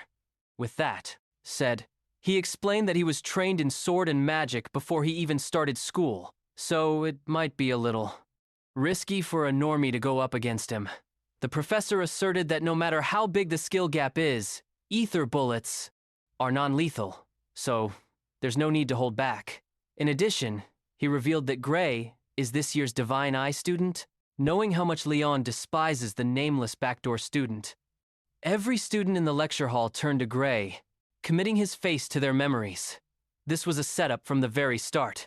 He couldn't even get through the day without being doxxed by a freaking professor. That old fart deliberately revealed his identity with nefarious intent. Hearing that he has a chance to shoot a literal bullet through the guy he hates, Leon readily accepted to show a backdoor baby the ropes. This is an opportunity to show an unqualified outsider what kind of place World Union Academy really is. With his veins popping out in rage, he demanded that Gray step down. This is not how our boy's first day was supposed to go. In the stage, they stood opposite each other while the Styrer professor explained the rules. He will give a signal and both parties will shoot ether bullets at their opponent. Gray only spent a few days learning basic magic at the boot camp. Sure, the professor said that the bullets are not lethal, but that doesn't mean they would not hurt. As soon as the go signal was given, Leon Hart gathered a hefty amount of ether in his hands, determined to show the difference in strength between a real and fake student. Pushed to the corner and forced to protect himself, Gray also gathered and manipulated his ether, throwing his prior knowledge into one desperate attempt. The whole lecture hall fell silent when they laid eyes upon a massive black hole, threatening to swallow a teeny little bullet. Both Leon and Gray were flabbergasted. Neither of them expected this. As expected, the tiny ether bullet was completely consumed by the raging black hole. Leon's fear was evident in his eyes as the obviously lethal spell inches closer to him. In a panic, the professor raised his hand and tried his hardest to prevent the worst-case scenario using his own magic. A golden barrier blocked the seemingly relentless advance of the anomalous ether bullet. It managed to blunt most of the force driving the attack, but it was a very close call. He made the mistake of letting up, and the golden barrier started showing dangerous cracks under pressure. Eventually, the ether bullet black hole reached its limit and exploded, shattering the magic barrier into a million little specks of light. The resulting boom threw the lecture hall into chaos. Rookies closed their eyes and braced themselves for impact. As for the target himself, little Leon was knocked down on his ass, screaming, "Bloody murder!" Realizing that he messed up, the professor immediately ran towards the swordsmanship course's rising star to make sure he's all right. Leon picked himself back up, wiped the dust, and assured the professor that he was fine. After ascertaining Blondie's well-being, the professor turned his attention to the one who almost blew the whole place up. Had the barrier failed to dampen the impact, that abnormal ether bullet could have killed Lion and injured many. Even amongst veteran magic professors, no one could cast an ether bullet that strong in the academy. He desperately wanted to know what the young man did to produce such a destructive output. Gray himself was confused. What he just unleashed was definitely on another level compared to the feeble being that his opponent threw. Could the spell he learned as part of the subjugation squad differ from the one that they teach at the academy? He asked the professor if he had messed up in any way. But the geyser was fairly certain that what he shot was definitely an ether bullet. The only glaring difference was the quality of the spell, what Gray just used to juice. Up the spell was not normal ether. That size and power can only be achieved through the use of super-compressed ether. None of the rookies has heard, let alone understood. The term super-compressed ether is something that even experienced professors have trouble producing and studying. Yet, this controversial student casually used it to reform a basic spell. No one in this academy can replicate that. Now, the students are starting to feel respect and a bit of fear for the guy who has been admitted through the divine eye. They also protested that Gray should have been enrolled in the magic course instead. As far as he remembers, all spells learned by the subjugation squad were precisely like the one he just used. Among the group, Gray was one of those who had no aptitude for it. Still, refusing to believe that he's using some sort of juiced-up ether, he summoned another ether bullet and insisted that pulling off something like this is possible for anyone with enough practice. Much to his confusion, the professor just laughed like a madman in response. Gray didn't know what to do, so he just stood there dumbfoundedly. The professor shifted his tone entirely. At the start of the class, he was blatantly hostile. Now he's trying to recruit the special admission student into the magic course. Gray respectfully declined the enthusiastic invitation. He was always told that he had no talent for magic, so he couldn't see himself getting into it now. The professor found this refusal preposterous.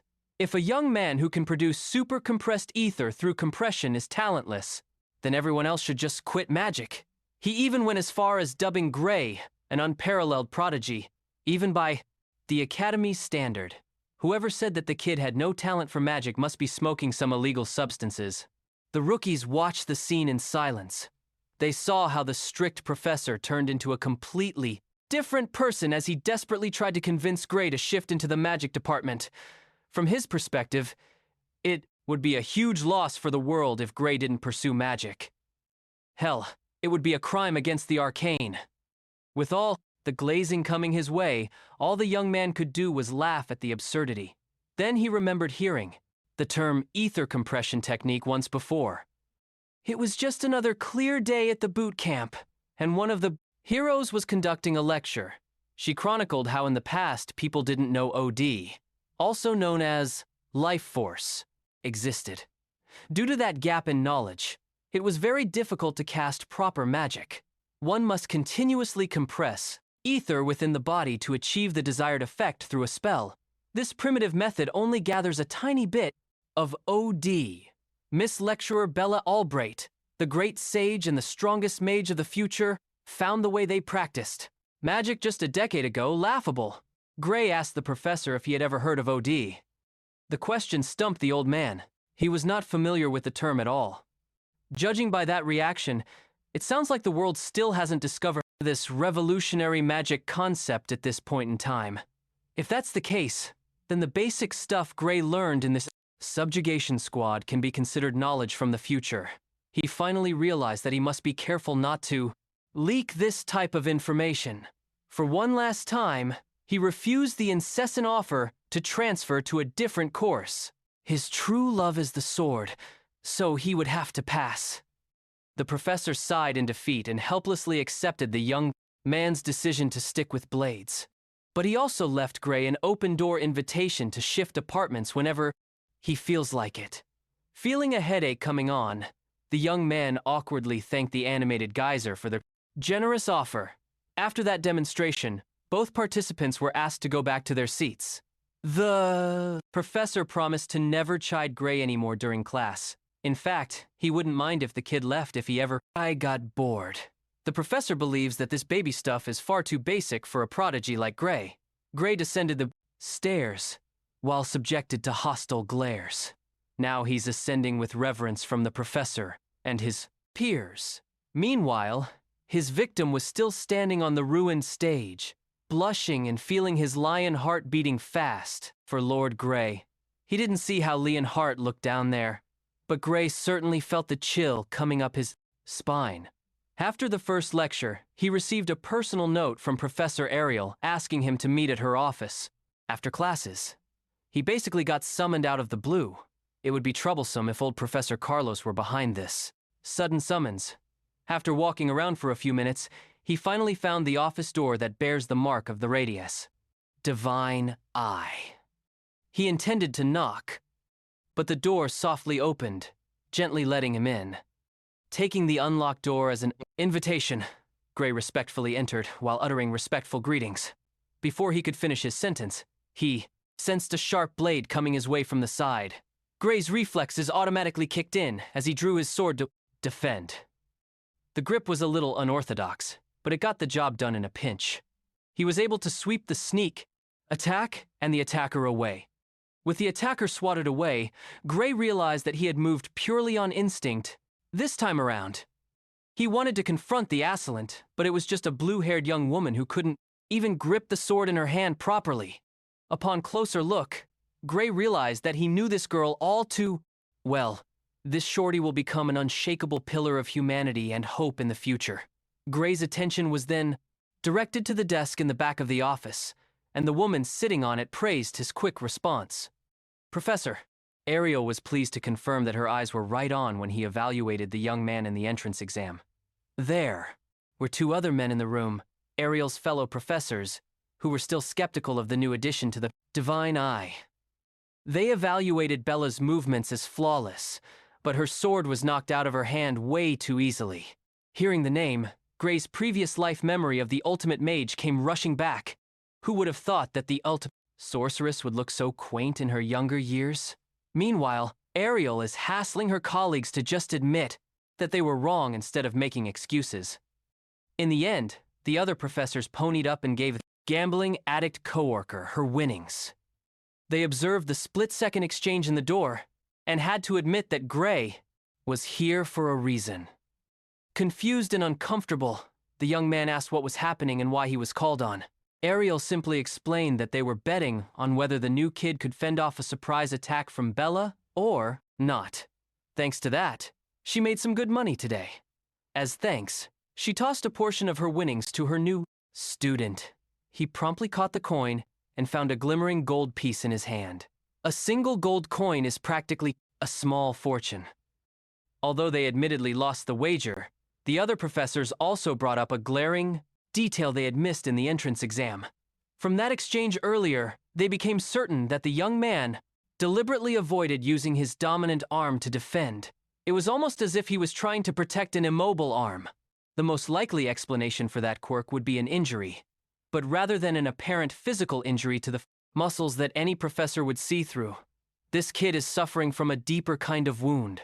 A simple injury would not cause someone to tense up in such an unfamiliarly hostile ambush. Gray was surprised that the professors had to do so many details correctly just by watching him draw his blade to defend. Well, they are educators in the most prestigious educational institution for a reason. Though they were slower to notice compared to Ariel, they still inferred a clear picture. With that being said, Ariel shooed her co-workers away now that she had their money. They missed out on a rare find, and she won't give Gray up. For now, the professors would gladly admit that the kid has potential. But if that wound doesn't heal and continues to fester, Gray will remain as the guy who failed to meet the academy standard but was accepted anyway. He did not like the threatening cut of that professor's tongue at all. When the skeptical professors vacated the office, only Ariel and her students remained inside. With the nuisances out of the way, It's time to start the real agenda of this summons. She called him today to discuss the topic of magic. After serving some aromatic tea, Professor Ariel reiterated what she heard happened in Professor Carlos's class. She found out from the man himself that persistent idiot stormed into her office demanding the new kid's transfer to the magic course. She obviously declined such a ridiculous request. In her scrutinizing eyes, Gray would become a much scarier beast wielding a sword rather than magic. Upon removing her monlay to elaborate on what she meant by that, Gray was stunned. Professor Ariel doesn't see signs of a genius and magic compression at all. He doesn't even show signs of having practiced magic on a deeper level. Gray felt a little unsettled after getting scanned and read like an open book with that bizarre eye. Seeing as lying would be utterly useless in this situation, Gray admitted that all of what she speculated was correct. Curious, she gently asked if he would be willing to share the trick used to conjure that black hole ether bullet. She promised complete discretion and a reward in exchange for that valuable info.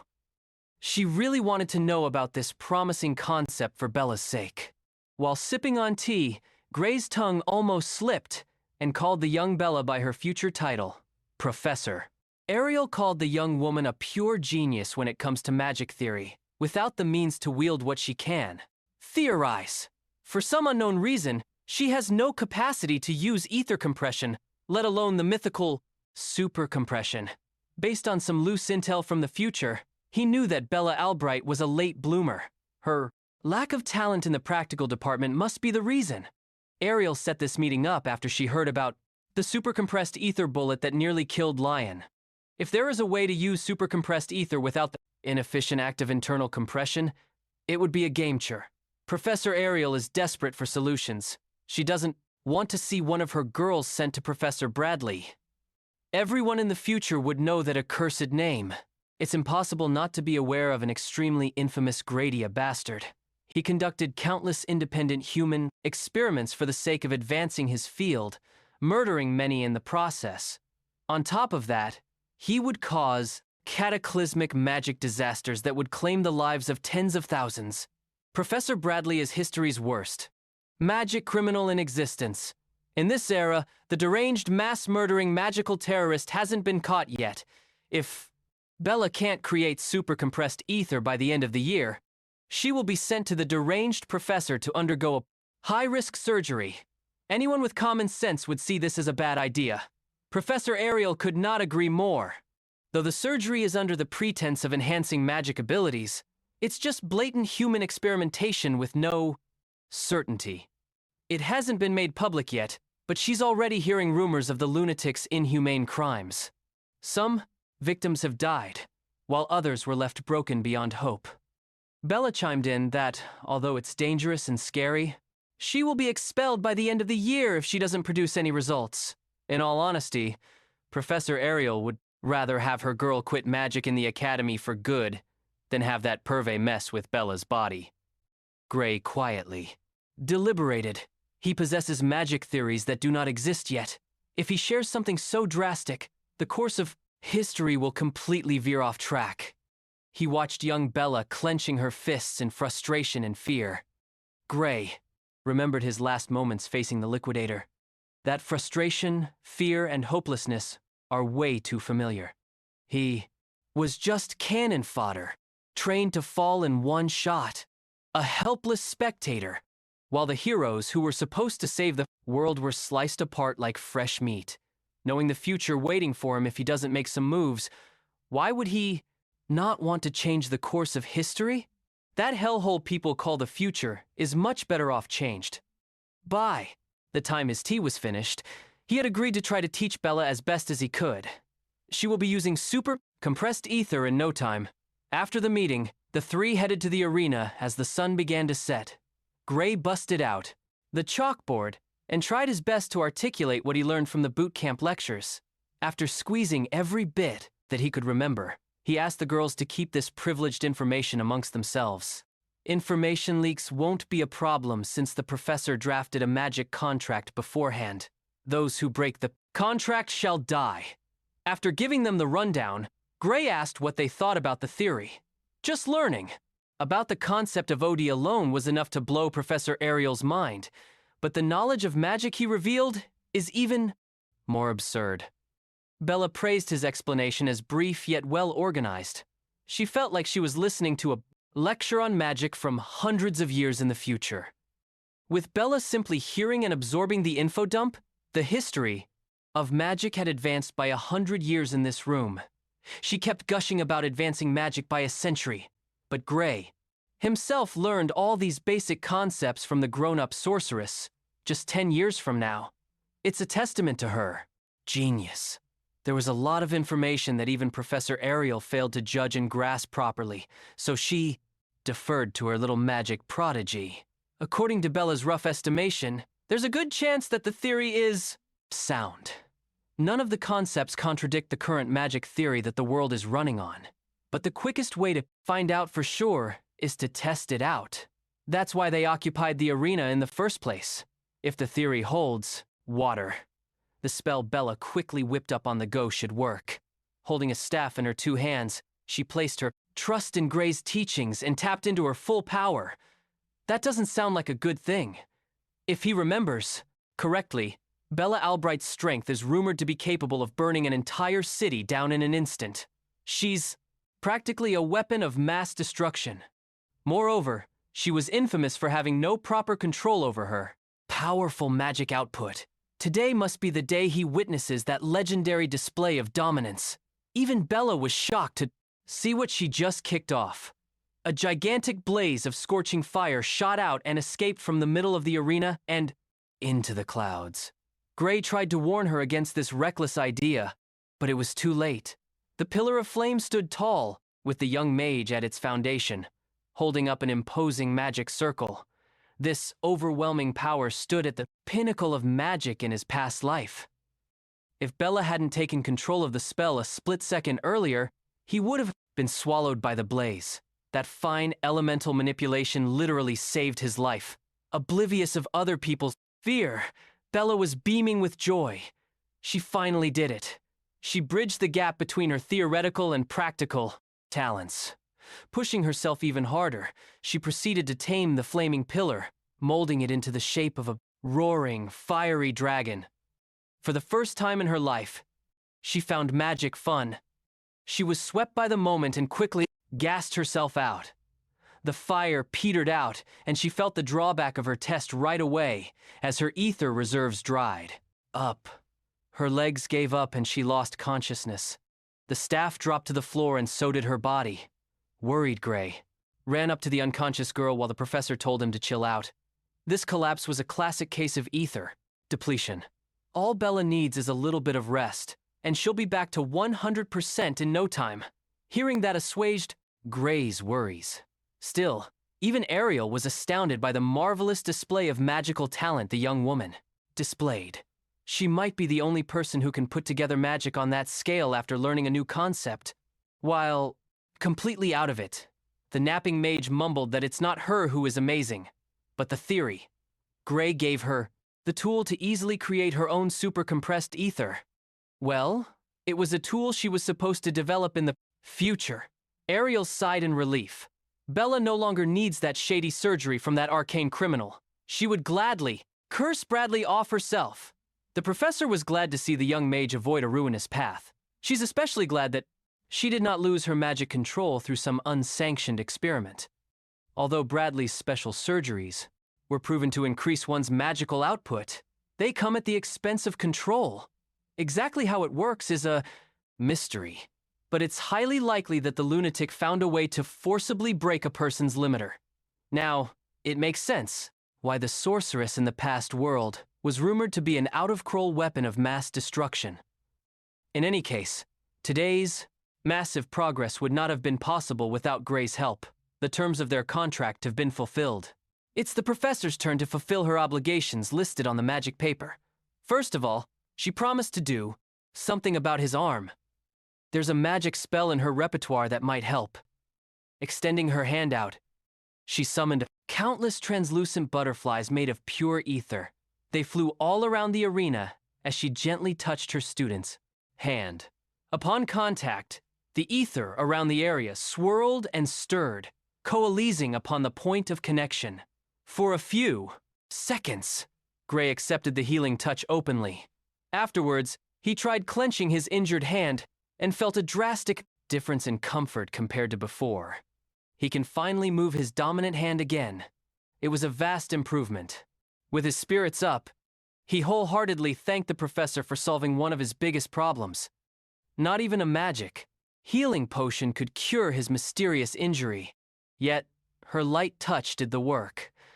She boasted that her nerves, restoring magic, shouldn't even be mentioned in the same breath as average magic healing potions. Before they got carried away, she wanted to make sure that he was really back to 100%. To test that, Gray must try swinging a sword to find out. For the first time, in a long time, he touched the hilt of his blade with his dominant hand. He did a quick draw and slashed the sword casually. Right away, he noticed something alarming despite the supposed full recovery of his arm. To confirm, he lowered his stance and went through the motions of his swordplay to see how it felt. Much to his dismay, his right arm doesn't feel like it moves as fluidly as it used to. Professor Ariel expected something like this to happen. She may have repaired the nerves to their perfect state, but her magic can't heal the wounds in the young man's soul. Hearing her mention the soul confused Gray. While today's magic knowledge hasn't proven the existence of the human soul, Ariel is a firm believer that it does exist. After all, she can see it with this special eye of hers. Hiding underneath that sparkly manli is an all-seeing eye that could see through everything. Right now, she can see Gray's soul slowly healing itself over time. She theorized that as long as he doesn't overexert himself, he will recover naturally. He innocently asked if practicing his swordplay would count as overexertion. The professor replied that it doesn't. He can train normally. Rather than that, she asked him what kind of swordsmanship he practiced that could harm one's soul so badly. Then again, swordplay that uses one's soul as fuel is not a new idea. In fact, she knows a certain someone who has the same capability. Amy White is another student of the Divine Eye Special Admission course. She reckoned that there must be some connection between these two students of hers. Gray was shaken and confused as to why Professor Ariel would think that way. He hasn't even encountered the future Sword Saint in this timeline. Ariel assumed that Gray knew Amy based on the way he wielded his sword. It gives the impression that he learned it from that sword nerd. On second thought, the professor did notice some slight differences. It felt like the person he learned swordplay from was a far more skilled version of little Amy. She estimates that in a few years, Amy will be just as skilled as whoever Gray's master was. Her deduction ability is way too scary. Her eye can see the fine details and she can interpret them expertly. Gray asserted that he learned to wield a sword at his hometown dojo, which is technically not a lie. For now, he needs to change the topic or risk spilling his secrets. Back to the subject of damaged souls and swordsmanship. Ordinary techniques cannot possibly connect these two intangible concepts. To begin with, she's well aware that Gray has some secret move that can defeat an ogre general, an ogre army, and everything around with one slash. She already did her homework. Thanks to Gray's absurd accomplishment, the bet she proposed with Little Lion at the entrance ceremony was a free win. Ariel was shown some of the remains left at the scene and found them to be simply magnificent. Not even the most sophisticated cleaving magic could achieve that level of precision and lethality. That mysterious power within Gray, whatever it is, caused the injury in his soul. She can see it with her eyes. Ariel can peer through his soul and peek at the power leaking through a chained door. Hearing her say that made him a believer. The chained door is the imagery he kept coming back to inside his mind. This is not something one can figure out by guesswork.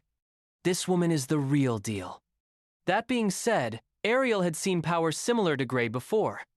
While it wasn't a one-tune copy, they had a very similar vibe. Curious, he asked if there were other people with similarly mysterious powers to his. She knows of one that fits the description, but she's not 100% sure if they are human or not. Professor, Ariel called it the Liquidator, the same Liquidator who ushered in the end of the world. Based on his reaction, she could tell that the kid had heard of them one way or another. Gray's mind was reeling. Why is the liquidator being mentioned this early in the timeline? The sultry professor didn't expect that the young man would be familiar with such an esoteric being. But then again, he knows some futuristic kind of magic theory, so it's not that big of a surprise. Gray felt a little awkward being credited with the revolutionary theory when he simply reiterated what he learned from the real genius. Curious, Ariel pressed him about how much he knows about the so-called liquidator. In all honesty, he doesn't know much. But he's certain that the liquidator is an extremely dangerous threat to humanity. That creature has to be stopped before he can gather more power, something that needs to be destroyed no matter the cost. Ariel found his stance a little too extreme, but she agreed that the liquidator poses some danger. Even so, Bali and Bradley seems intent on continuing his experiments on this subject. It sounds like the future cataclysm of Apocalypse is somehow related to the infamous magic terrorist. As far as Ariel knows, the liquidator is the very being Bailey Bradley is trying to summon. This was news to Gray. No one ever told him the origin of mankind's enemy. Thinking about it, the Academy in the last timeline served as a center point of history. The higher-ups acted as if they knew exactly where the liquidator would appear. There's a high possibility that the World Union Academy itself had a hand in summoning the liquidator all along. The professor and the secretive freshman agreed that this extremely reckless experiment had to be stopped before it got out of hand. Unfortunately, the one running the studies is also a tenor professor. Ariel doesn't have the authority to shut him or his experiments down. She already tried to push the higher-ups to move, but they simply wouldn't listen. Unfortunately, she doesn't have the authority to divulge any more information to a mere student. The bottom line is, unless orders come from above, no one can force Bailey and Bradley to stop his lunacy. Gray was hoping to at least get the names of the Academy's higher-ups, but that's out of the question for now. It looks like the Academy's leadership is more tangled than he thought. But if he can prove that Professor Bradley is a dangerous criminal, maybe they could have enough bullets to change things. In the previous timeline, Baileyon's illegal experiments claimed the lives of tens of thousands, and Gray knows where these atrocities will happen. There shouldn't be any harm in sharing this information with Professor Ariel. This way, they can catch the maniac red-handed, but she outrightly shut down the idea. Entering an Academy professor's research facility without permission is considered a heinous crime on its own. They might have to produce hard evidence in a different way without risking prison time themselves. But if Gray can deliver some hard proof right now, that might change things. If not, then they have no choice but to shove this idea for the time being. It sounds like Ariel is aware of the possible dangers, but her hands are tied by bureaucracy and Academy politics. It's frustrating, but understandable. More importantly, she wants to delve deeper into the topic of Gray's mysterious power. She teased that there might be a way to learn how to control that lethal weapon. There's a professor in the Academy who specializes in dealing with unknown forces. Gray's case is the perfect puzzle to solve. Professor Heathcote Longfellow is his name. Gray had heard the name before. Heathcote Longfellow was the one who trained the Sword Saint herself. He's a legendary figure. Ariel knew that this idea would catch the young man's interest. She promised to arrange a private training session with the Stoic professor for tomorrow. Gray gratefully accepted Ariel's aid. The very reason he came to the Academy was to master this power. After all, he didn't expect to find a solid lead so quickly. Things are finally looking up. The very next day, Gray found himself in close proximity to the stern professor. His first private lesson from Heathcote Longfellow is underway. Ariel certainly worked fast. Gray expected some hardcore training or extensive theoretical lessons, but Professor Longfellow dragged him to the woods, and now they're running in circles. They're still inside the Academy zone, but they're in the middle of a thick patch of forest. While he was trying to figure out the purpose of this aimless running, Professor Longfellow scolded him for letting his mind wander. Instead of thinking stray thoughts, he should be picking up his pace instead. They must run and push the body to its absolute limits. Longfellow believes that the power of the soul truly awakens once every drop of physical strength is burned away. Gray is prohibited from touching his sword until every little iota of his stamina has been spent. The young man can't see the bigger picture yet, but he completely trusts Heath. Cocote's methods. Still, while he's out here running laps, Balin is carrying out inhuman experiments to summon the arbiter of the end. It's hard to get your mind off that nagging thought. Gray is carrying the burden of future sight, and it is slowing him down. Nevertheless, he stuck with the training regimen for an entire week. On the 7th day, he was summoned to report back to Professor Ariel. Gray felt a little embarrassed that all he's been doing was endless running and just a bit of sword drills at the very end. Admittedly, he feels a slight improvement in strength. Ariel couldn't hold her amused laugh. She's well aware of Heathcote's bizarre methods. With the report concluded, a messenger politely entered the office. He handed a sealed letter addressed to Professor Ariel. She immediately opened the message, and her expression slowly twisted as she read through the correspondence. By the time she reached the end of the letter, she was frozen in her seat. Worried, Gray asked, "What was wrong?" She wordlessly handed him the letter to see for himself. It would be better that way. It was a letter written by Bailey and Bradley. The lunatic had received the report regarding Bella Albright's super-compressed ether breakthrough. He insisted that although there's a close resemblance, the young mage has not actually achieved the level reported. He therefore refuses to recognize her new ability. Accordingly, the surgery contract remains valid, and the surgery shall proceed as scheduled. It was a preposterous letter written by a master rage baiter. It was insanity. Ariel is pissed. It seems Bailey and Bradley is determined to get his hands on a prime guinea pig in the form of Bella. He's trying to force her into a completely unnecessary and dangerous procedure. Unfortunately, the maniac has all the power. The magic contract Bella signed was airtight.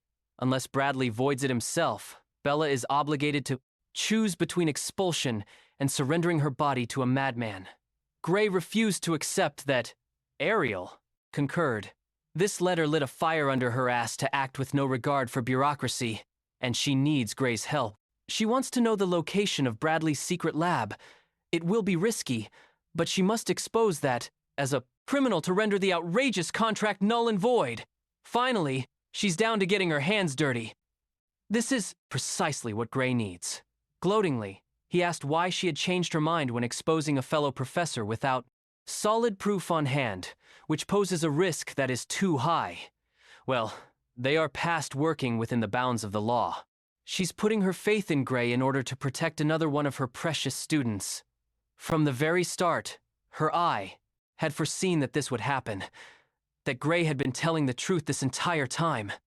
It took some time and a blatantly absurd letter to admit it. But Ariel is finally awake. It's time for Gray to lead the way, guided by knowledge of the future. Together, they will bring that psycho's crimes against humanity to light.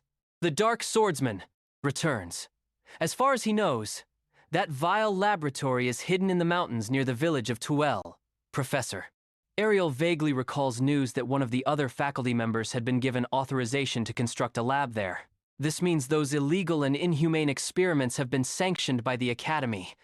There is no better place to conduct illegal research than the mountains of Toro. Practically no one will bat an eyelid if he stays there for long. On top of that, professors of the Academy respect the unwritten rule forbidding interference with each other's projects. But as long as they can gather some evidence proving that crimes against humanity are being conducted, they shouldn't be charged with breaking and entering. While they were discussing the plan of attack, Bella knocked on the door, and Ariel let her in. She had just received a letter that contained the ghastly news. Her emotions are in turmoil, with an overwhelming sense of defeat. Professor Ariel grabbed the letter from her hand, assuring Bella that this mess would be taken care of one way or another. It sounds like Ariel is planning to fight Very and Bradley all by herself, and Bella won't stand for that. With a confident smile, she insisted that she could solo that bastard any day of the week. The worried young lady gave Gray a pleading look to intervene, so he stepped up and pledged to come with the professor. Stealing her resolve, Bella also volunteered to tag along. She doesn't want to rely on everyone else to solve her problem. Ariel thought she could just move by herself. She warned them that Vian is a seasoned professor. Not only that, he's also a lunatic who has no regard for human life. If he catches an inexperienced student trying to foil his plans, there's no telling what he might do.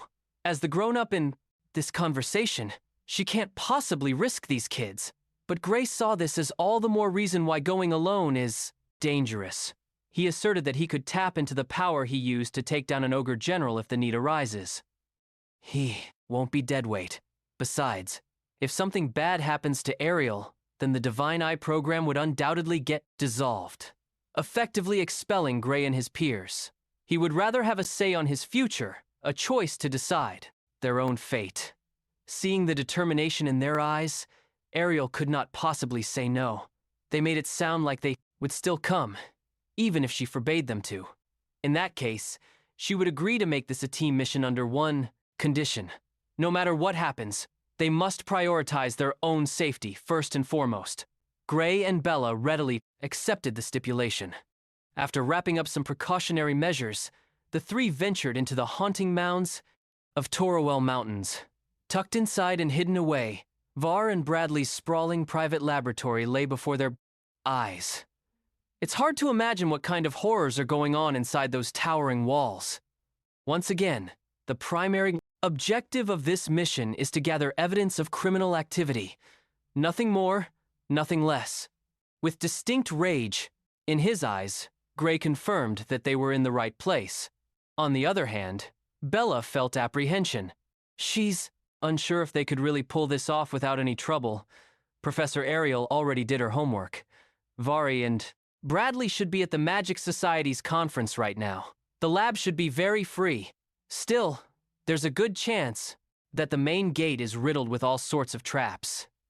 Just to be safe, they should bust through the sidewall and make their own entrance.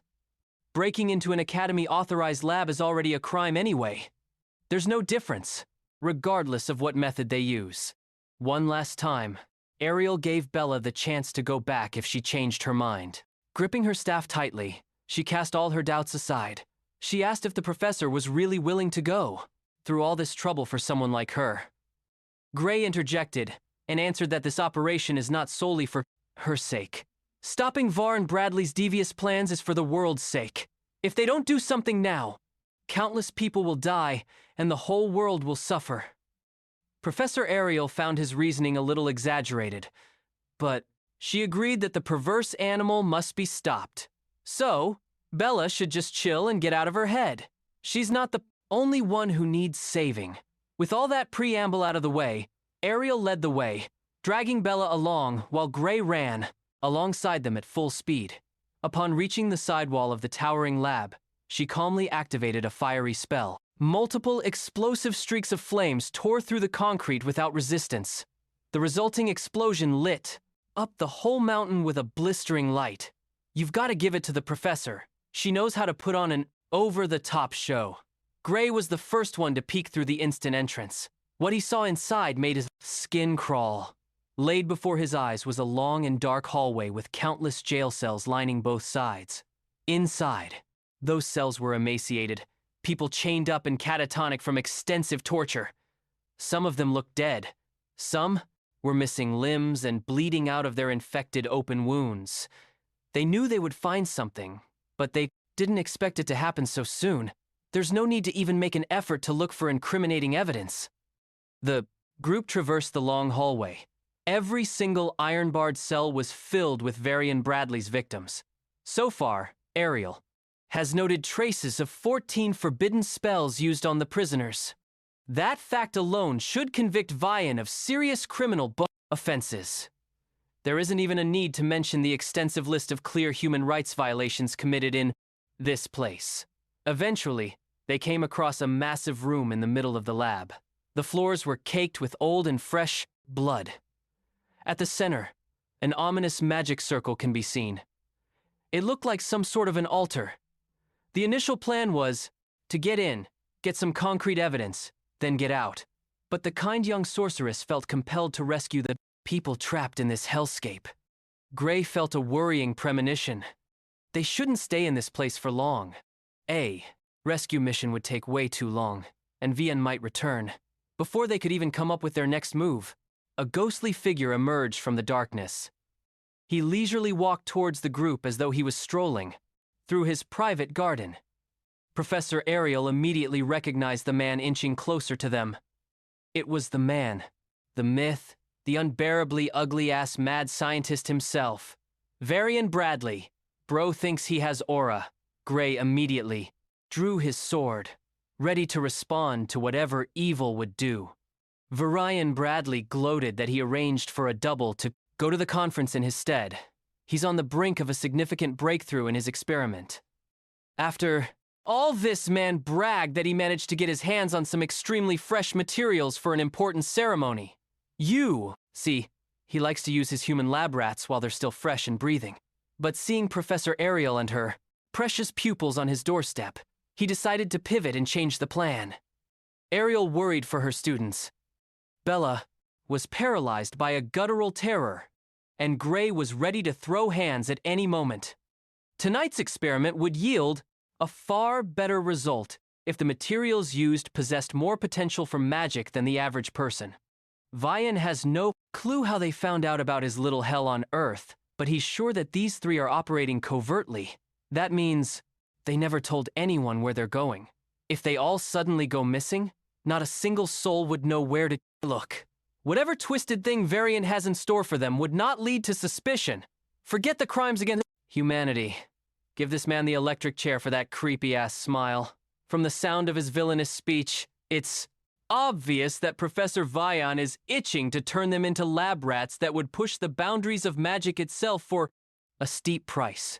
Since they had already seen all the dirty laundry, they could not be left alive. He might as well make use of their magic potential as best as possible.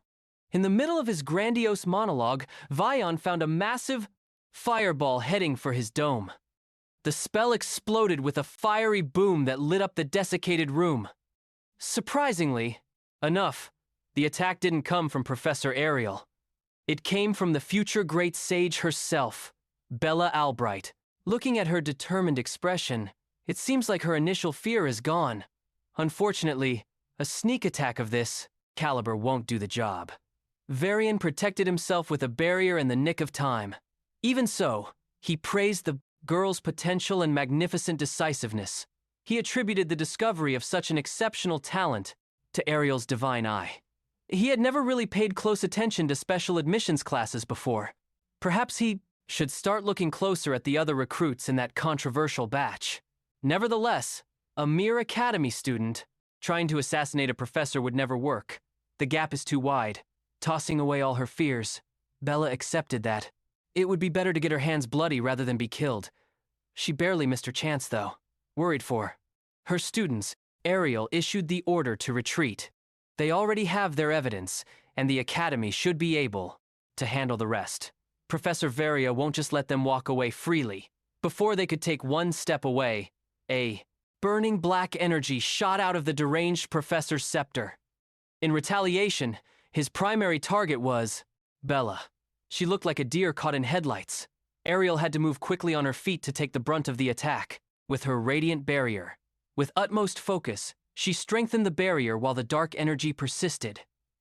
Varian haughtily explained that defensive magic is pointless for this gluttony flame, which is one of the prized fruits of his extensive research. The spell conjures a flame so ravenous that it burns and devours defensive magic, turning it into fuel. In theory, it's a perfect spell that cannot be blocked. Its only downside was the required use of some rare biological material to cast. As Varian explained, Ariel's barrier was quickly torn apart and consumed, making the gluttony flame bigger and wilder. She tried to salvage the situation by getting her divine eye involved. Tapping into that mysterious power bought her enough time to put up another barrier. When the first layer finally gave in, the second layer took the brunt of the supercharged forbidden magic. As expected, Ariel's second barrier was also corroded and absorbed by the flame in a matter of seconds. Fearing the worst, she tossed a spell memory pouch to Bella and Gray. She reckoned that if Heathcote sees the pouch, that man will know what to do. Instead of taking this evidence and running, Bella put up a barrier of her own instead. Ariel started panicking. She already accepted that this might be the end of the line for her, but it doesn't have to be for her students. Even so, Bella wasn't into the idea of ditching her professor in the middle of battle when she still had some gas left in the tank. Ariel brought up the promise they made before this mission. They all agreed that if something goes wrong, survival must be prioritized. Varian's magic is clearly unnatural. All Ariel can do is buy time with her quickly degrading defensive spells. While arguing with her student, that defensive spell finally broke apart. She felt the rebound of her spell breaking, and Bella quickly picked up the slack. Her translucent barrier matched Gluttony Flame's power impressively. Bella analyzed Vian's attack and figured that it's not that strong by itself. It just needs a slightly different kind of defense magic to counteract. Seeing his flame stop in its tracks, Vian almost crashed out. The counter-magic theory for this spell is known to only a select few. So, how could a mere student figure it out? Bella nonchalantly answered that someone special had recently taught her some new theory. With it, every spell had become way easier to decipher. From the brink of crashing out, Vian went full-on psycho. He thinks someone from his inner circle betrayed him and demanded to know the name of the traitor. Teasing him with the most innocent expression, kept the identity of her mentor a secret. The man who opened up the world of magic to her is a mere student from the swordsmanship course. He patiently relayed some crazy ideas about magical theory, and with Bella's innate genius, piecing all the information together came naturally.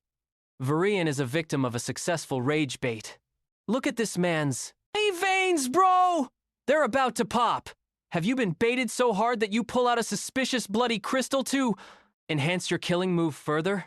Crushing the bloody crystal in his hand, the human souls trapped in that thing rushed out to fuel Gluttony Flame even more. At this point, the fire looked more like a sentient beast than an inanimate spell. Varian might be committing crimes against magic and humanity, but his spell looks cool as hell. Even so, Bella estimates that her barrier can hold for a bit longer. She can theoretically extend this standoff infinitely, but her mana reserves won't last for long. At her best, she can probably squeeze out one more minute. With her hands full on defense, Ariel would have to pick up the slack on offense. Using her divine eye, the red-headed professor locked in. Seeing the flow of magic clearly, she saw a spot where the flames were particularly thin. If she can project mana outside the barrier, Ariel might be able to break through.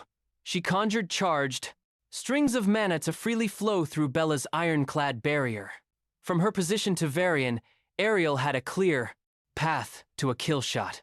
Unfortunately, her winding strings of mana were just too puny to muscle through Gluttony Flames. They slowly petered out until they were completely snuffed out. Varian laughed at the pathetic counterattack attempt. As far as Gray remembers, Professor Ariel's offensive magic is one of the weakest among the staff. Her specialty lies elsewhere with the Flames properties. Her inherently weak offensive power must have been devoured, too. They have to figure out a way to wrap this up quickly. Bella is starting to feel gassed out. Her stance is faltering, and her grip is quivering. The barrier might go down any second now. This is precisely why Ariel tried to get her students to run to safety earlier. With all other options exhausted, it's time for the main event, Gray to take on the burden. Bella didn't know how he could possibly do any damage when there was a storm of powerful magic between his sword and Vian. Gray basically said, "Nah, I'd win." Professor Ariel could read what he was planning and warned Gray against using his mysterious power again. Using it too soon could render his healing arm unreoverable, or it could even kill him. Nevertheless, dying alone is better than all three of them dying, isn't it? Besides, they were worrying about nothing. The MC quickly broke through the Gluttony Flame, flashing a deadly red light on the other side for Varian to see. The last thing the crazy professor saw was Gray's unpredictably perfect slash mixed with splashes of his own blood. His brain was still trying to figure out what the just happened while his head was neatly separated from his body. Just like that, Professor Valerian Bradley was rightfully executed for his litany of crimes. His executioner is the man who's going to change the course of... When two students from the Magic Academy challenged each other to a duel, no one expected such an outcome. Gray released a magical ether ball that was 100 times larger than his opponent's. If the professor hadn't intervened,